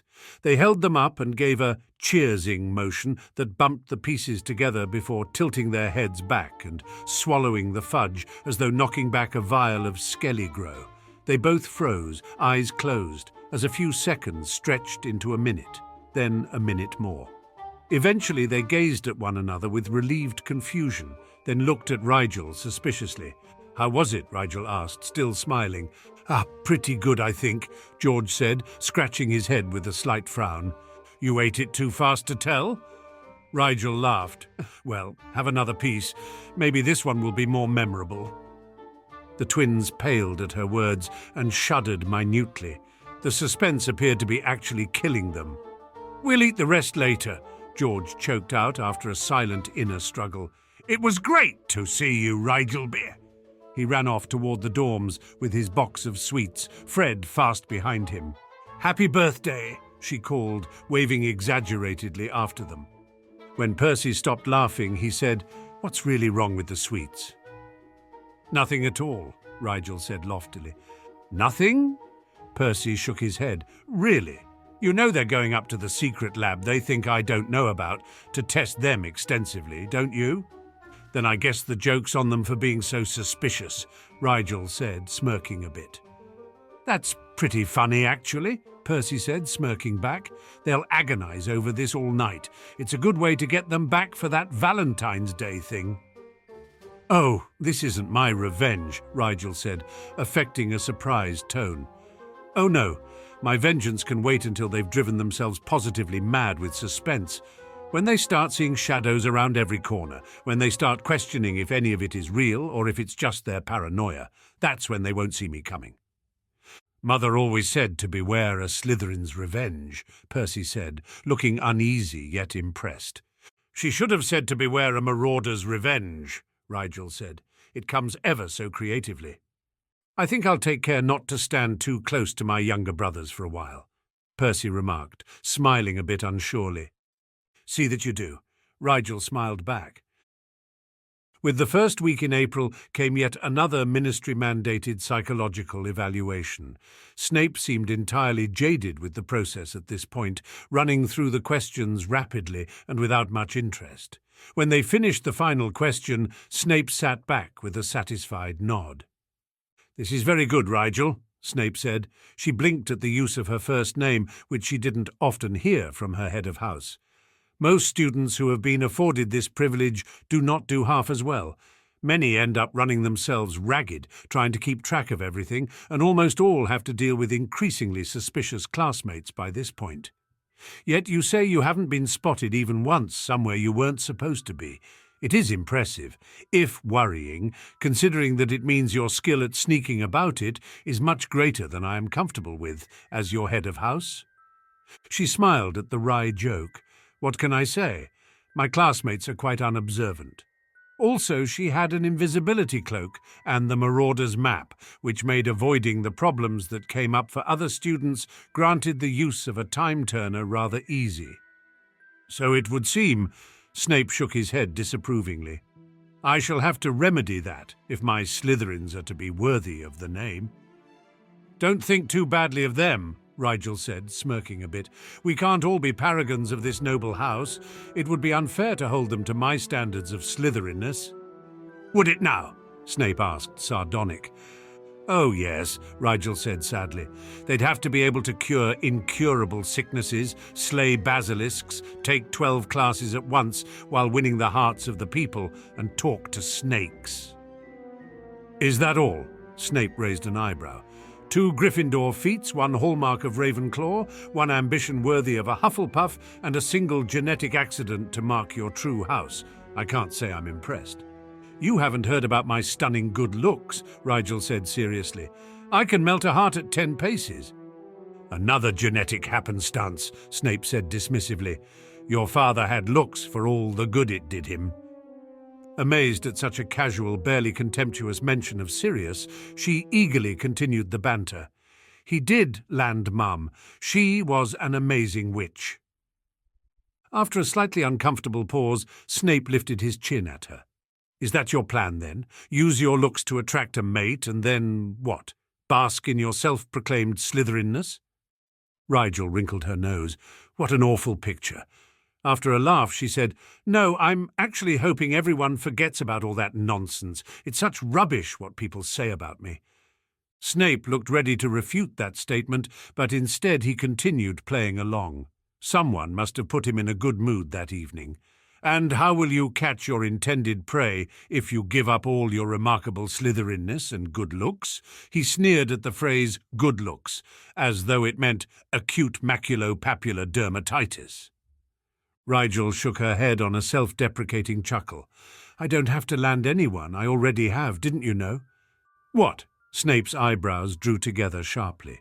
"What are you talking about, Rigel?" Rigel blinked. She didn't know why Snape sounded so serious all of a sudden. She thought they'd been joking around. "I just meant I'm engaged to Harry, that's all. I thought everyone knew." "You are engaged to your cousin?" Snape sounded completely incredulous. "I thought Black dispensed with that sort of thing. Does he want your children to come out like Bellatrix?" Rigel's eyebrows rose at that blunt implication. "Our relation is relatively distant," she said after a moment. "It's not so unusual." "It seems entirely premature," Snape said, sneering slightly in his disapproval. She wondered why it mattered to him who she married. "We've known each other our whole lives," Rigel attempted to explain.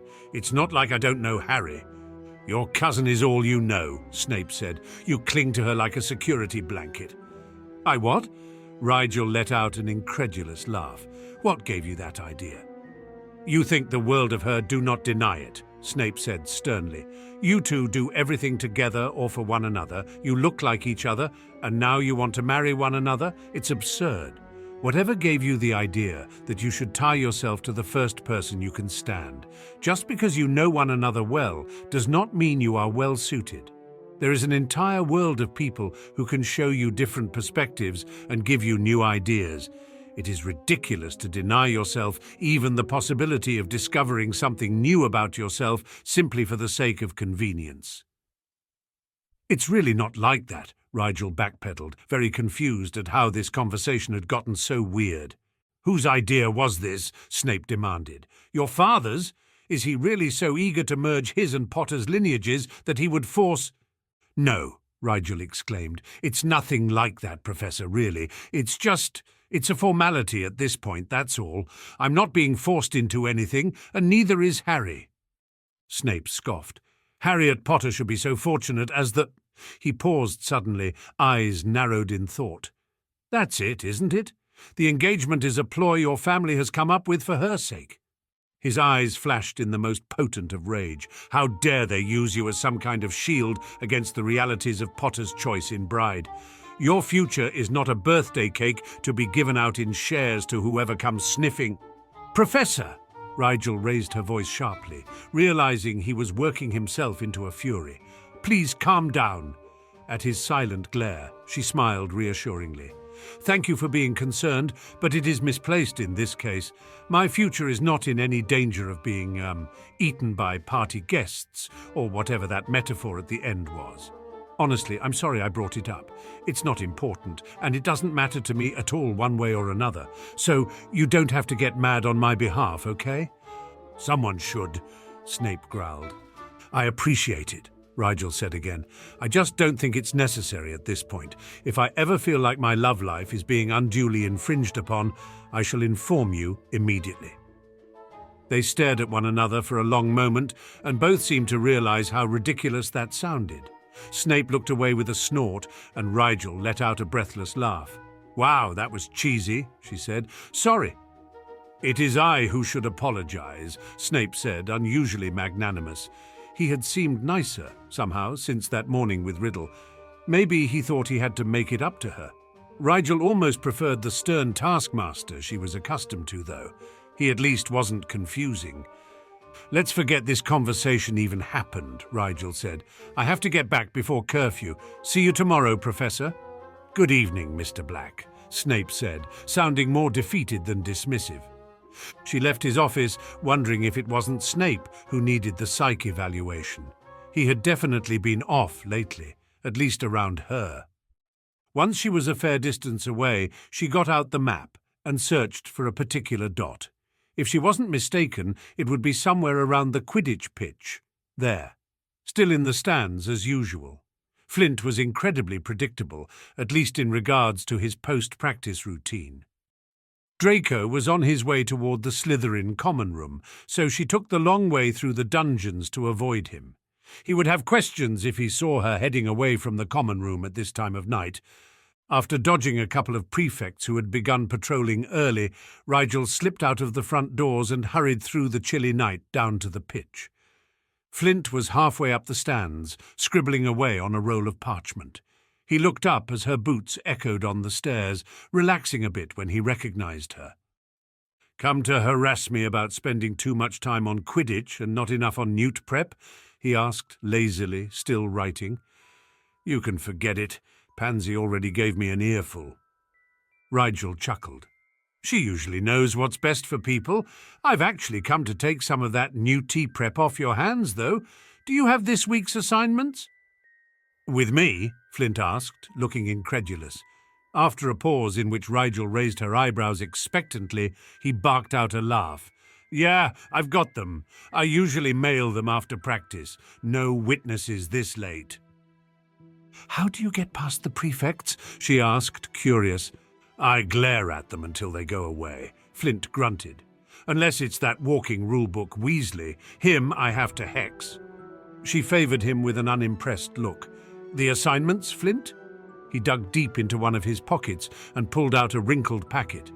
"That's all of them." "Good," she said vaguely, paging through them. "Rigel," Flint said, his tone making her look up. "I mean, that's all of them. Ever." She blinked. "Ever, but it's only April?" He smirked. "From here on out, it's just test prep for 7th years. There's some out-of-class work, but it's stuff I actually need to do." "You're going to do test prep work?" She wondered if she'd crossed into a parallel dimension recently. Flint glared at her, and she could see why the prefects avoided him. "I have to get top marks if I want a job that pays enough to support my mother." "Oh, that was very responsible of him, actually. How is she?" she asked. He thought about it for a moment before answering. "She writes more often now. I think she likes working and living alone. She seems almost at peace. I have you to thank for that."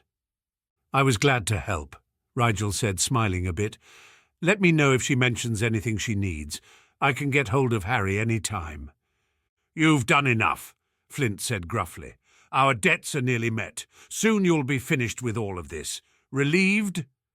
"I suppose," she said, musing. "I don't mind the learning. It has been a very educating experience. I feel almost as though I've done the last 3 years here already. I'm going to be very bored come 5th year." "You'll find something to do," Flint scoffed. "Probably read the whole damn library by the time you graduate." She had a brief fantasy of doing just that and smiled. "Meanwhile, I'll have to keep your ridiculous secret for the rest of my life," Flint complained, rolling his neck as though it pained him at the idea of keeping up his end of the bargain. Rigel found it hard to be sympathetic. "I'm sure not doing anything will be terribly difficult for you," she said, heavily sarcastic. "Try not to strain anything while you keep your mouth shut." "It's touching that you've grown to care so much about my well-being these 3 years," Flint remarked.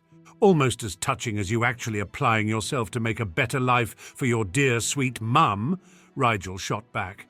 "Watch it," Flint growled. "Oh, it's too late to intimidate me," Rigel said. "I already know your secret. You toil deep into the night, reading frantically by the light of a single candle, lit by the strength of your love." Flint took a swing at her, which she ducked, laughing. "You've spent too long on a broom, Flint," she said, clicking her tongue softly. "You're slow on the ground." "You'll be in the ground if you don't scram before I remember that you haven't done the last of my essays yet," Flint threatened. She waved off his words with a small smile, making her way down the stands once more. "Wait," he called after her suddenly. "How do you avoid the prefects?" "They avoid me," she called back. "Brat," she heard him bark down at her. Grump? She shot over her shoulder. She honestly couldn't remember why she'd ever been afraid of Flint. He was just a ticked-off ogre living in a teenage boy's body. Her face grimaced at that mental image. She supposed on second thought that did sound pretty terrifying. The papers in her pocket rustled as she hurried across the lawn. Soon she'd be pretty much rid of him. It would almost be sad, she thought, when she no longer had Flint's work to keep her so much busier than her peers. She'd been doing his essays since almost the day she started at Hogwarts. They were as much a part of her school experience as moving staircases at this point. Perhaps she'd see if Archie would send her his essay topics next year. It might be interesting to compare the styles of schooling, since AIM was considered a progressive, relatively modern institution, while Hogwarts was one of the last bastions of neoclassical wizarding education. Lost in plans for the future, she fingered her time-turner eagerly. If she went back just a couple of days, she could probably finish all of Flint's essays by the end of the week. Then she'd be done forever. The next couple of months suddenly seemed full of possibility. By mid-April, the nights were finally warm enough that she didn't need her heaviest cloak to go walking by the forest. Her lessons with Madame Pumphrey were coming along apace. There were very few kinds of physical trauma she couldn't heal, and the matron had promised her that if she kept up her studies over the summer, they could start on ailments caused by jinxes, hexes, curses, and other forms of magic. Pumphrey told her that one of the advantages of learning at Hogwarts was the profusion of such injuries. She'd have plenty to practice on once she got the basics down. As was now usual for her nighttime strolls, Treeslider found her within minutes of her entering the tree line. She heard his hissing song through the underbrush as he approached, irrepressibly cheerful. "Juicy moose, coming soon, nick and fat, not too chewy," he sang sibilantly.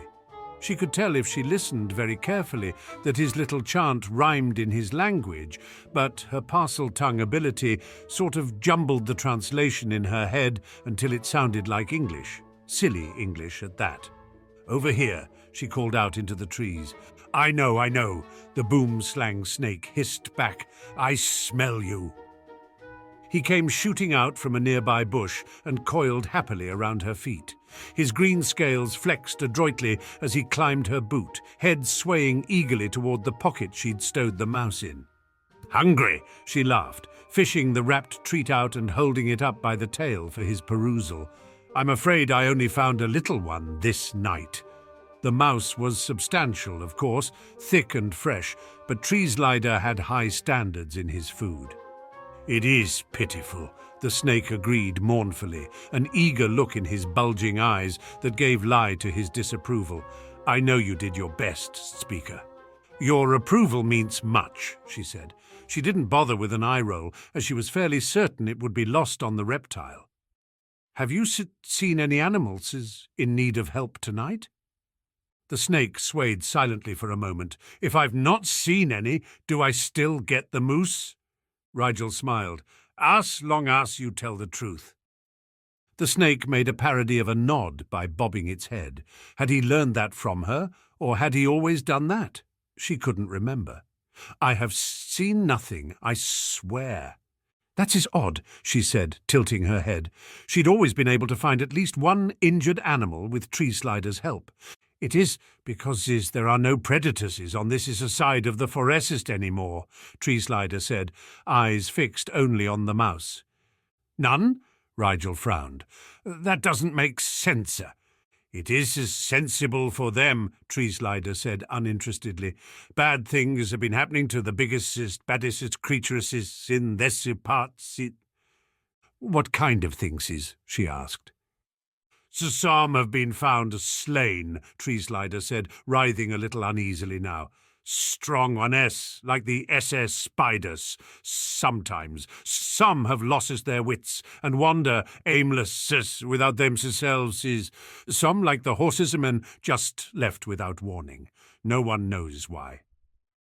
Rigel dropped the mouse for the snake to devour while she pondered his words.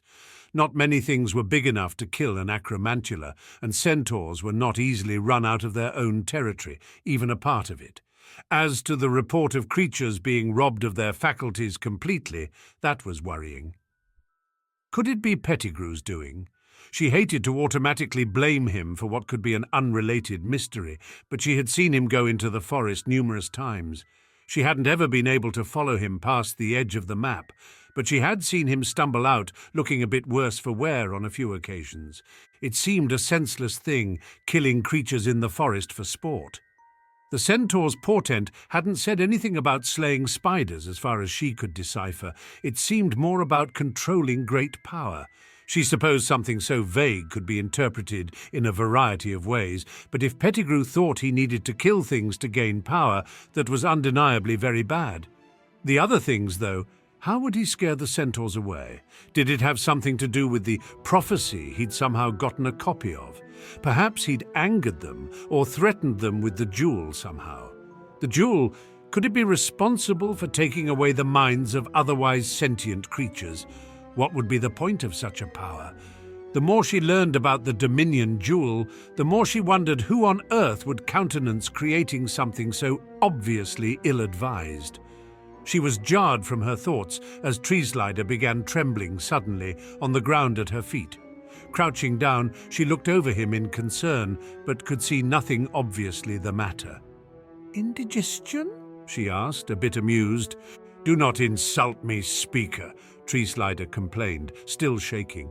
"There is a feeling. It comes so frequently these days." "Where does it hurt?" she asked, peering down at him. "Not a feeling of pain," the snake hissed. "It is a feeling of fear." "Where does it come from?" Rigel asked, stroking the snake's head soothingly. "From a thought? A memory?" "Elsewhere," the snake said, shaking its head agitatedly. "It comes to the forest from elsewhere. It doesn't belong. The forest hates it." "But what is it?" she pressed. "I don't know," Treeslider said, sending a snake glare into the trees, "but I wish it would leave." "Is it in the forest now?" Rigel asked, looking the direction he was. "Can you sense it?" "Over there," the snake said irritably, jabbing his shaking tail in the direction of his glare. In her head, the cadence, memorized painstakingly over days of study, rang out unsummoned. The birds and beasts and flowers will conspire through the hours to contend these rising powers. Could it be?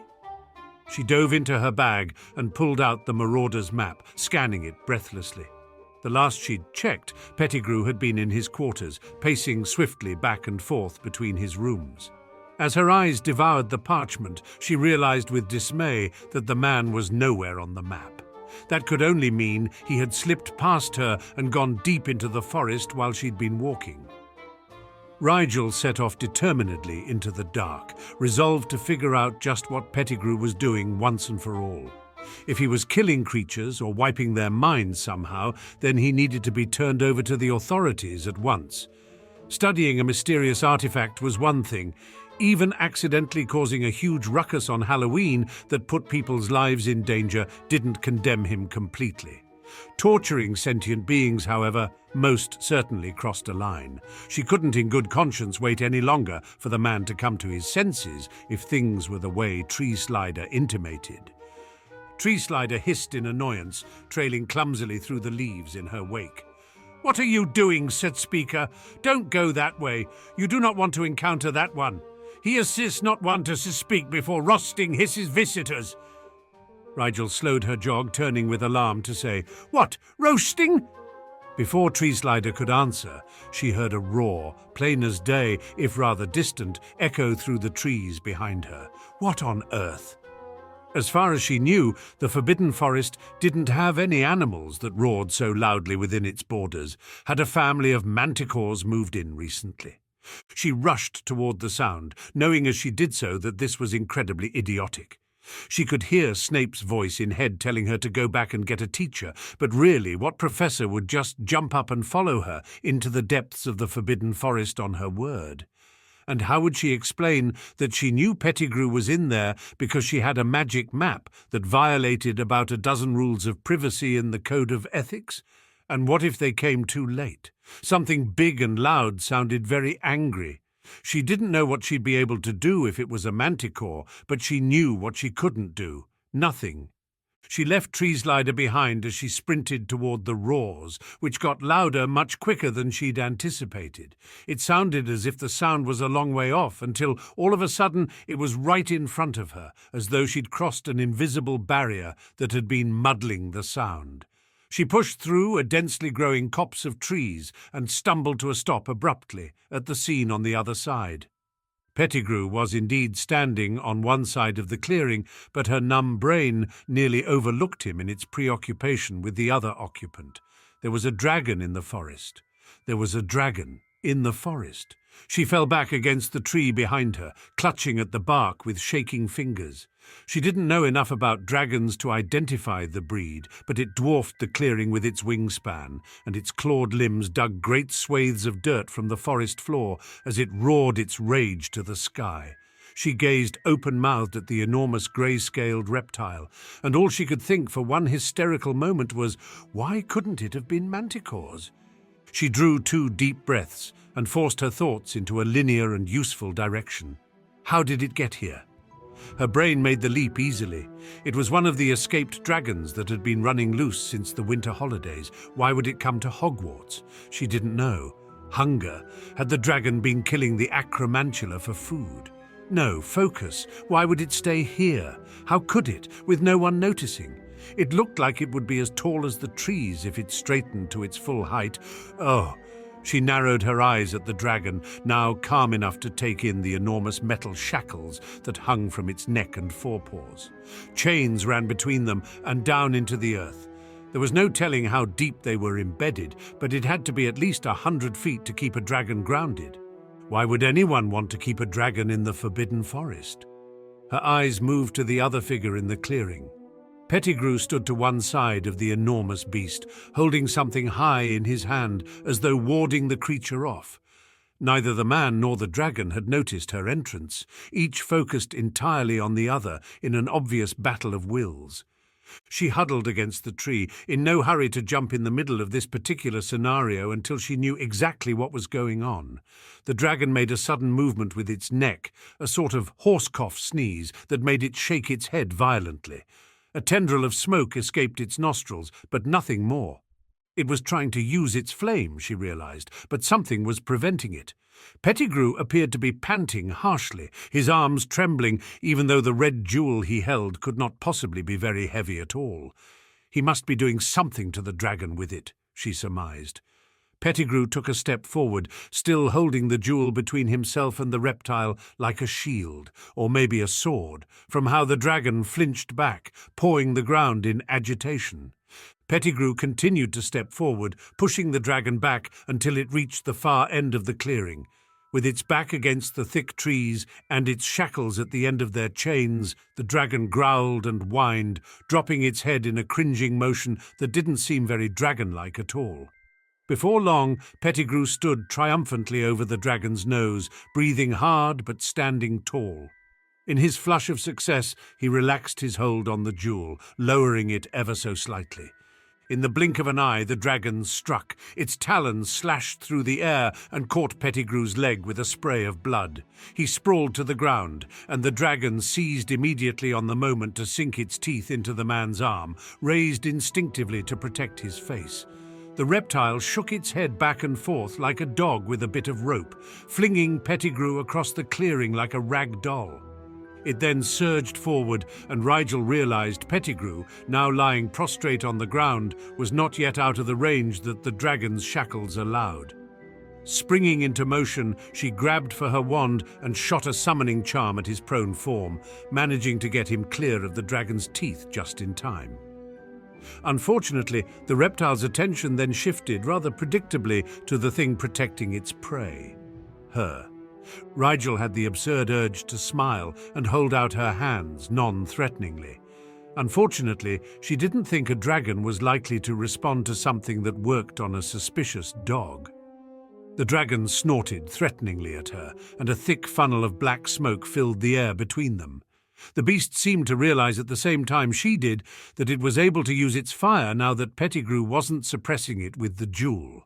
Her eyes widened as the dragon inhaled deeply, a glint in its snake-like eyes that Rigel recognized as Tree Slider's "I am about to eat this mouse" look. "We're the mice," she said breathlessly, frozen before the vision of her impending death. Many ideas raced through her mind in that half moment. Dodge to the side or roll out of the way, except a dragon's flame was meters wide and she could never get the speed on foot to outrun it. Use the protective potion. She had several doses in her bag, except there was no time to locate one and complete the circle before she was cinders.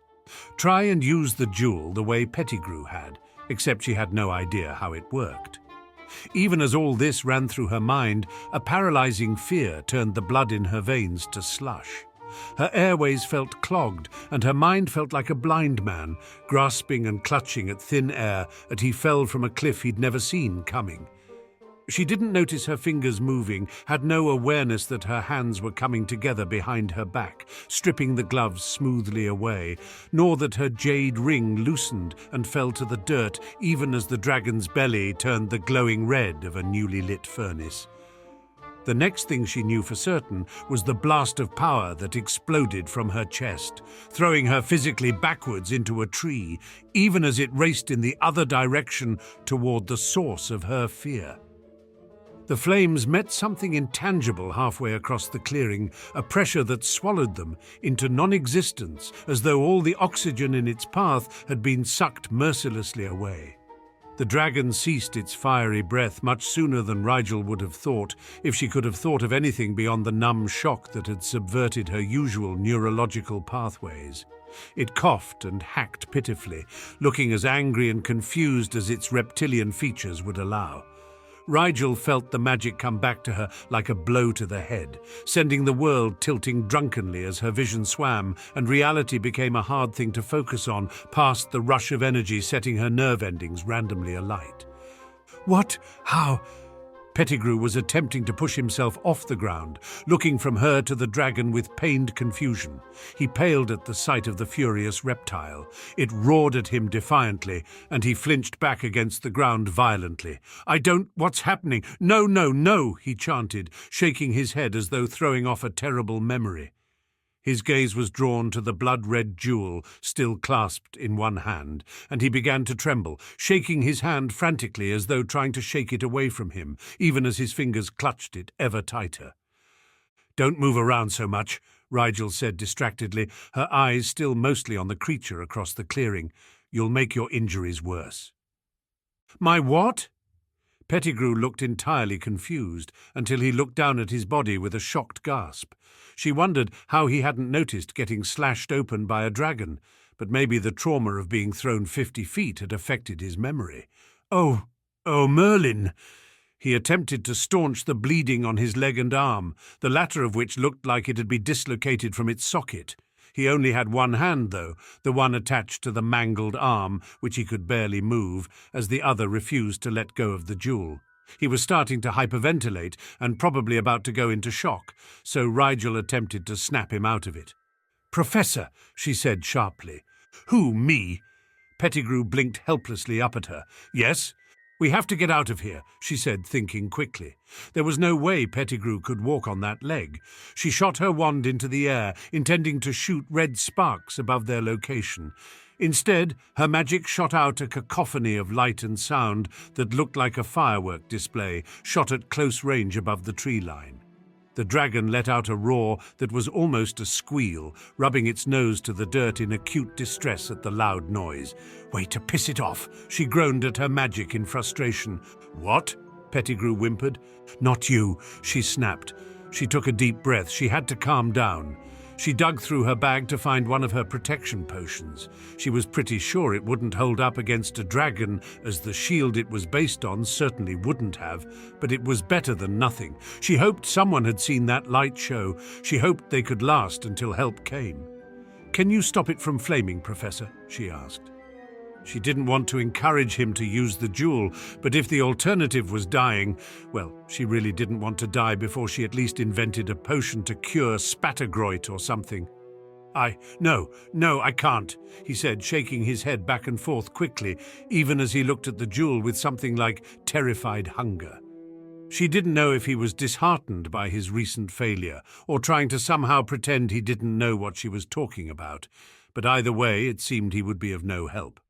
Swallowing her contempt, she completed the protection circle, shoved a blood-replenishing potion into Pettigrew's good hand, and turned to face the dragon herself.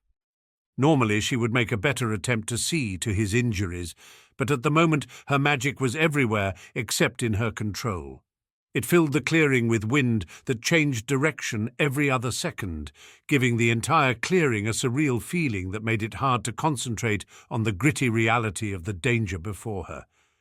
The dragon seemed to be biding its time before it tried roasting her again. And why hadn't she stopped to let Treeslider explain that there was a dragon in the woods before she rushed ahead? There was no guarantee help was coming. She needed to think faster. What did she know about dragons? Not a lot, except that in the stories Ron told about his brother Charlie, they were a lot bigger. It was also a bit more docile than she might have expected. It had been at least 5 minutes since it sent fire their way. Had Pettigrew damaged its flame-maker somehow? Or maybe... She thought back to every little comment Ron had thrown out in their conversations. It wasn't a fully grown dragon at all. It was an adolescent dragon, she realized. That's why it was so small compared to what she'd heard of adult dragons. That was why it needed so long between jets of fire, too. It hadn't developed that ability fully yet. She looked over the creature in a new light, taking in the spindly legs and tapered torso. It looked sick, she thought. How long had it been here? It was probably starving if most of the animals had left this part of the forest and it couldn't move beyond this clearing. No wonder it was so angry. The creature was probably severely weakened and nearing desperate straits in regard to its own survival. She wondered if it had ever been out on its own before it escaped the reserve. It had probably been born and bred in captivity. She shook her head sharply and marshaled her defenses as smoke began seeping from the reptile's nostrils once more. This was no time to be feeling sorry for something that could bite her in half without trying. She pulled on her magic insistently, hoping beyond hope that it would come to her defense again. Between it and her protective potion, they might just survive. As the fire raced toward them across the clearing, she heard Pettigrew squeak in terror from the ground beside her before his body twisted in the corner of her vision and then disappeared. She tore her gaze from the flames jettisoning toward her in sheer disbelief. Had he just disapparated? No, there was a small rat curled on the ground where he'd just lain, bleeding out from wounds on 2 of its limbs, a deep red jewel almost as big as its body on the ground next to it. Idiot was all she could think, even as her eyes darted back to the more pressing matter of fire blooming into white-hot doom before her protective barrier. He was going to die if he stayed transformed with injuries like that. And a rat would burn to death faster than a human anyway. The flames were so close she could feel the hair on her head trying hard to catch fire. They didn't penetrate the shield, though, and whether that was because her magic lent a helping hand or because the protective potion was strong enough to stand up to an immature dragon's flame, she didn't know. As the dragon roared its frustration to the sky, she thought it was time to take things on the offensive while she could. Not many spells could penetrate a dragon's thick hide, but she could attack it peripherally, she thought. If its reaction to the firework display her magic had put on was anything to go by, it had sensitive hearing. That strength was about to become a weakness. Mentally apologizing to the beast, she cast a wailing charm with as much power as she dared. It wasn't as powerful as a caterwauling charm, but she didn't know how to cast one of those. It didn't matter in the end. Her magic took the wailing charm and magnified it so effectively that she lost hearing entirely as her eardrums burst with a ringing pain that sent her to her knees. She frantically gasped out a muffliato, but couldn't hear to know if she'd been successful or not. She didn't even notice she had been screaming until her throat began to hurt.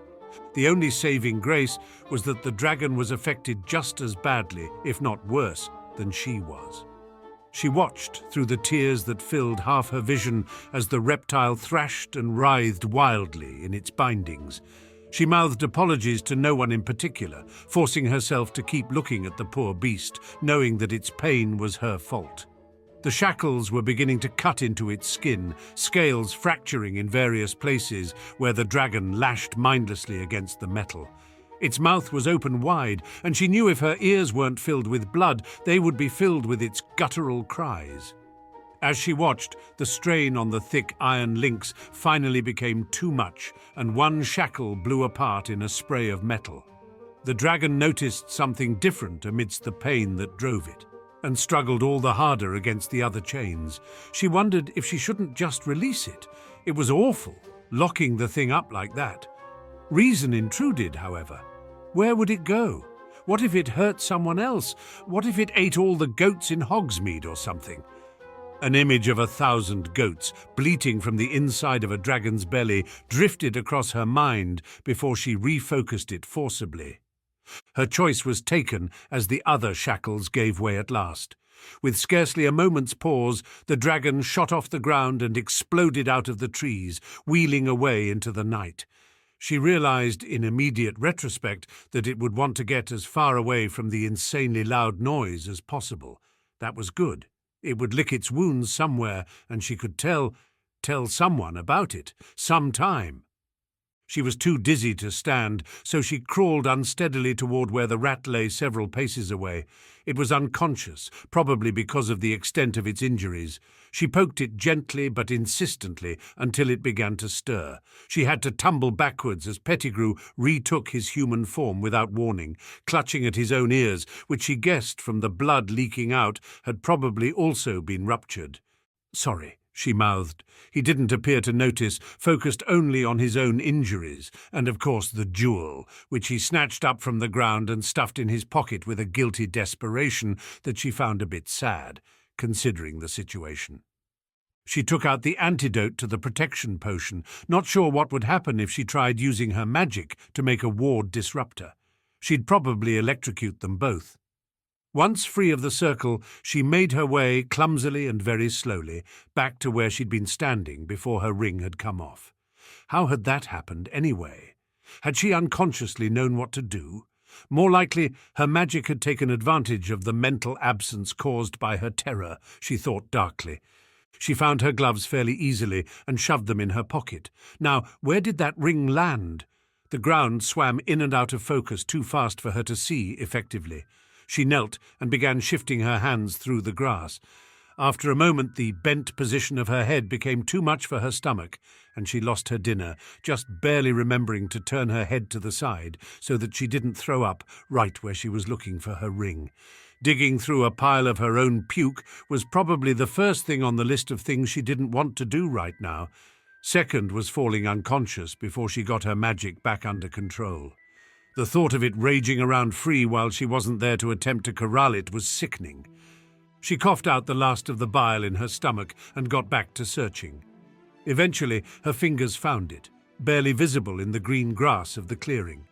She paused before grasping it fully, remembering what happened last time.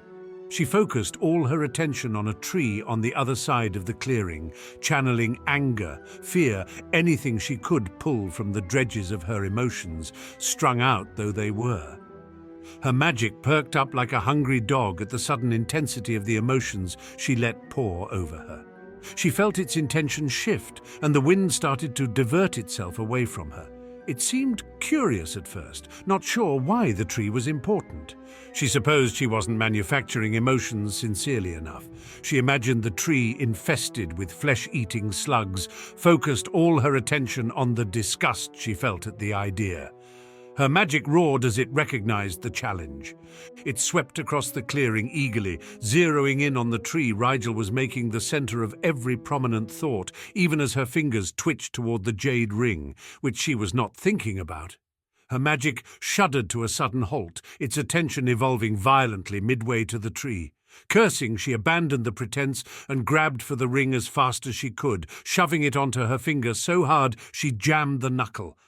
The pure, unadulterated rage that coursed through her as the magic was forcefully reabsorbed into her skin left her newly nauseated.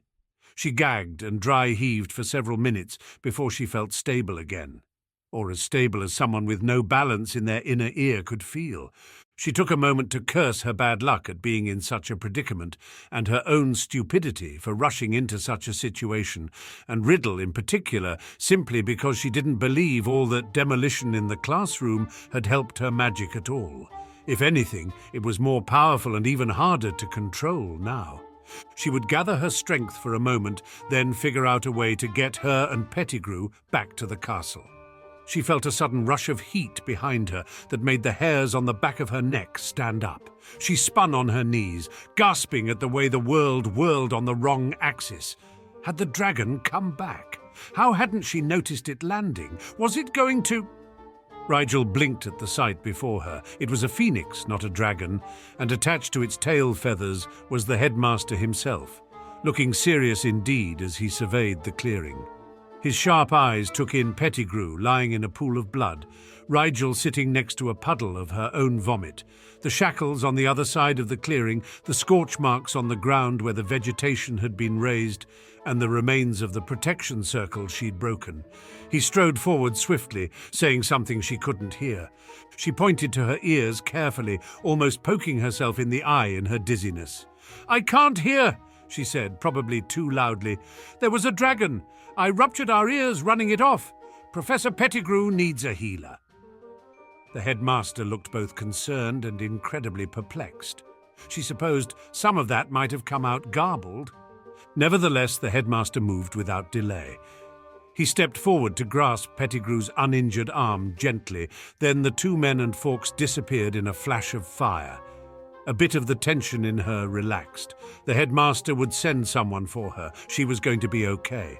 Even as she thought that, Dumbledore was back, this time with a hand held out for her. With a weak smile she took it, and then warmth and heat enveloped her. When she opened her eyes, it was to the blinding white of the hospital wing.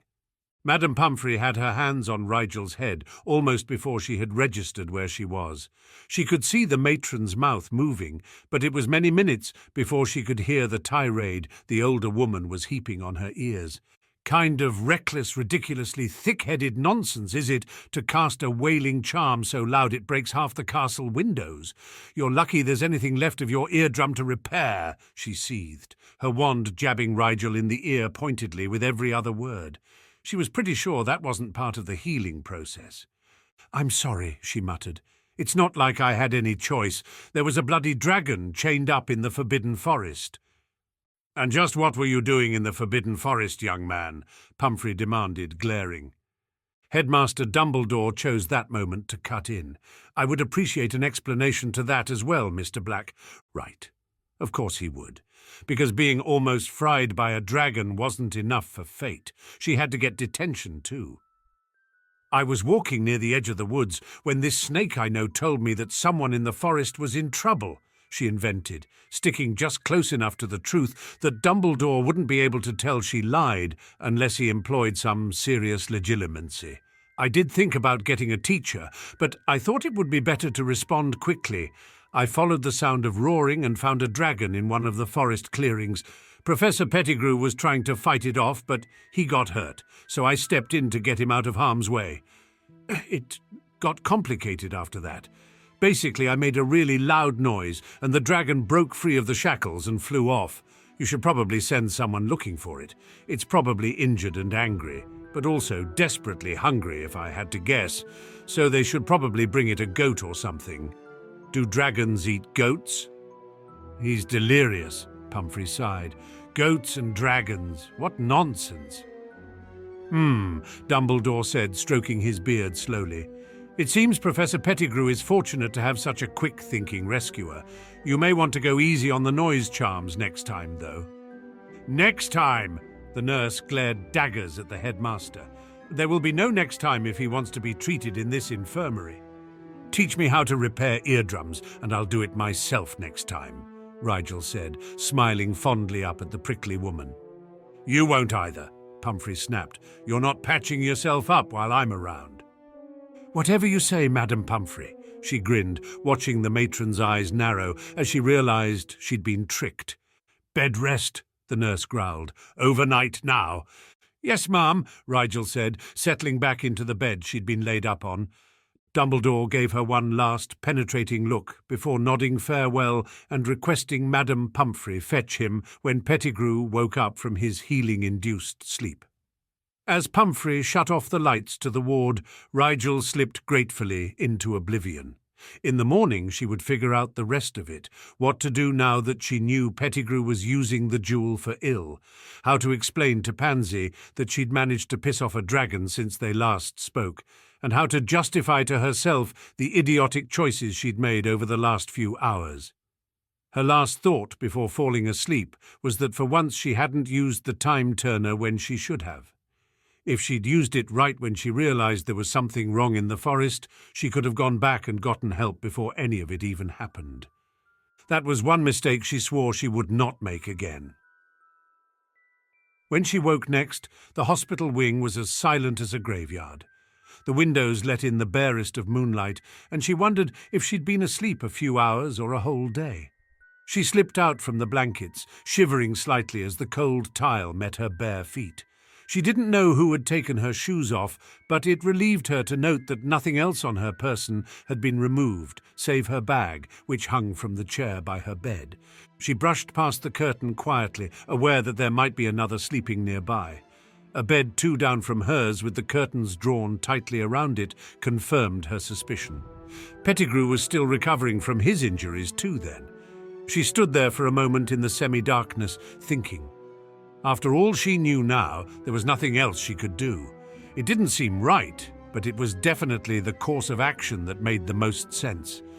She crept closer to Pettigrew's bed and slid back the curtain slowly. He was terribly still, his breathing even, but relatively shallow. She supposed the healing had probably taken a lot out of him. He wasn't exactly in the peak of physical condition to begin with. On the chair beside him was his coat, stained with blood and grass and scorch marks. She kept her breathing soft and moved toward it. Inside one of the pockets would be the jewel, unattended for probably the first time since Pettigrew had come across it. Resolved, she began rifling through the pockets carefully, sending glances over at Pettigrew's sleeping form every so often to be sure he lay undisturbed. She found no trace of the jewel until she came to a small moleskin pouch in the innermost pocket. She clenched her fist around it, feeling nothing within but knowing that an undetectable extension charm was likely at work. She gritted her teeth with a feeling of defeat. Everyone knew moleskin pouches could only be opened by their owners. Even if she took the pouch, it would disappear from her hands the moment it sensed it was getting too far from its master's reach. They were incredibly rare, but she had to admit it was the perfect place for Pettigrew to keep the jewel, until he took it out himself, if could quite literally not be taken from him. As she was putting the pouch back, she heard a low groan break through Pettigrew's lips. She froze, but her mind was getting used to thinking quickly. She took the coat in both hands and draped it over Pettigrew's supine form just a moment before his eyes opened, unfocused, until they zeroed in on her embarrassed smile. "Sorry," she said. "You were shivering so hard, the bed frame rattled. I thought maybe you were cold." "I was." Pettigrew struggled to sit up, wincing and moaning at the stiffness in his hurt limbs. He caught sight of the coat and clutched it with his good hand. "Yes, thank you." His eyes darted between her and the coat frantically, and she knew he was wondering if she was telling the truth. "Well, I'm glad you're okay," she said, backing away a bit. "That was a close call, huh? I mean, with the dragon and all." "Huh." "Yes," he said, licking his lower lip nervously. Did they ask you what happened? What did you say?" She couldn't help but think he really ought to work on his subtlety if he was going to play such dangerous games. "Oh, yeah," she said, outwardly nonchalant. "I told them how I heard the roaring and went running toward it. I tried to help when I saw you were being attacked. Guess I made things worse, though, huh? Sorry about bursting your eardrums like that. I misjudged the power of my noise spell." She laughed sheepishly. "Say, what were you doing in the forest anyway? Pretty bad luck to run into a dragon like that." She couldn't let on that she thought he'd been the one to tie the dragon up like that. Now that she could think clearly without fearing for her life, it seemed likely that Pettigrew had been practicing his mastery of the jewel on the dragon and any other creatures he happened to come across, if Treeslider could be believed. "I was tending to some of the creatures," he squeaked out after a suspiciously long pause. "I am the Care of Magical Creatures professor, after all. I was as surprised as anyone to find a dragon in that clearing. It just attacked me. I could have been killed." Anyone who came across it could have been killed, she thought irritably. It was just so irresponsible. "Well, good thing Dumbledore rescued us then," she said, affecting a yawn. "I'm going back to bed. Get well soon, Professor." She trotted back to her own bed and closed her eyes, pretending to a tiredness she didn't feel. Had he bought her act? There was no way to be sure. She would have to keep her distance for the next couple of weeks, until he relaxed his guard. Madame Pumphrey was an eagle-eyed old bird, and extremely watchful when it came to things she considered in her nest, but Rigel was able to slip past her with the help of the time-turner and her invisibility cloak. She'd be back before the matron even missed her, and in the meantime she had a job to do. The owlery was loud and crowded with birds, but she blocked all that out as she scribbled a brief note that she hoped would be enough to put an end to this jewel nonsense once and for all. To Aura's searching for the Dominion Jewel. Peter Pettigrew, employed at Hogwarts School of Witchcraft and Wizardry, seen attempting to control creatures in the Forbidden Forest with a blood-red stone. A very concerned citizen.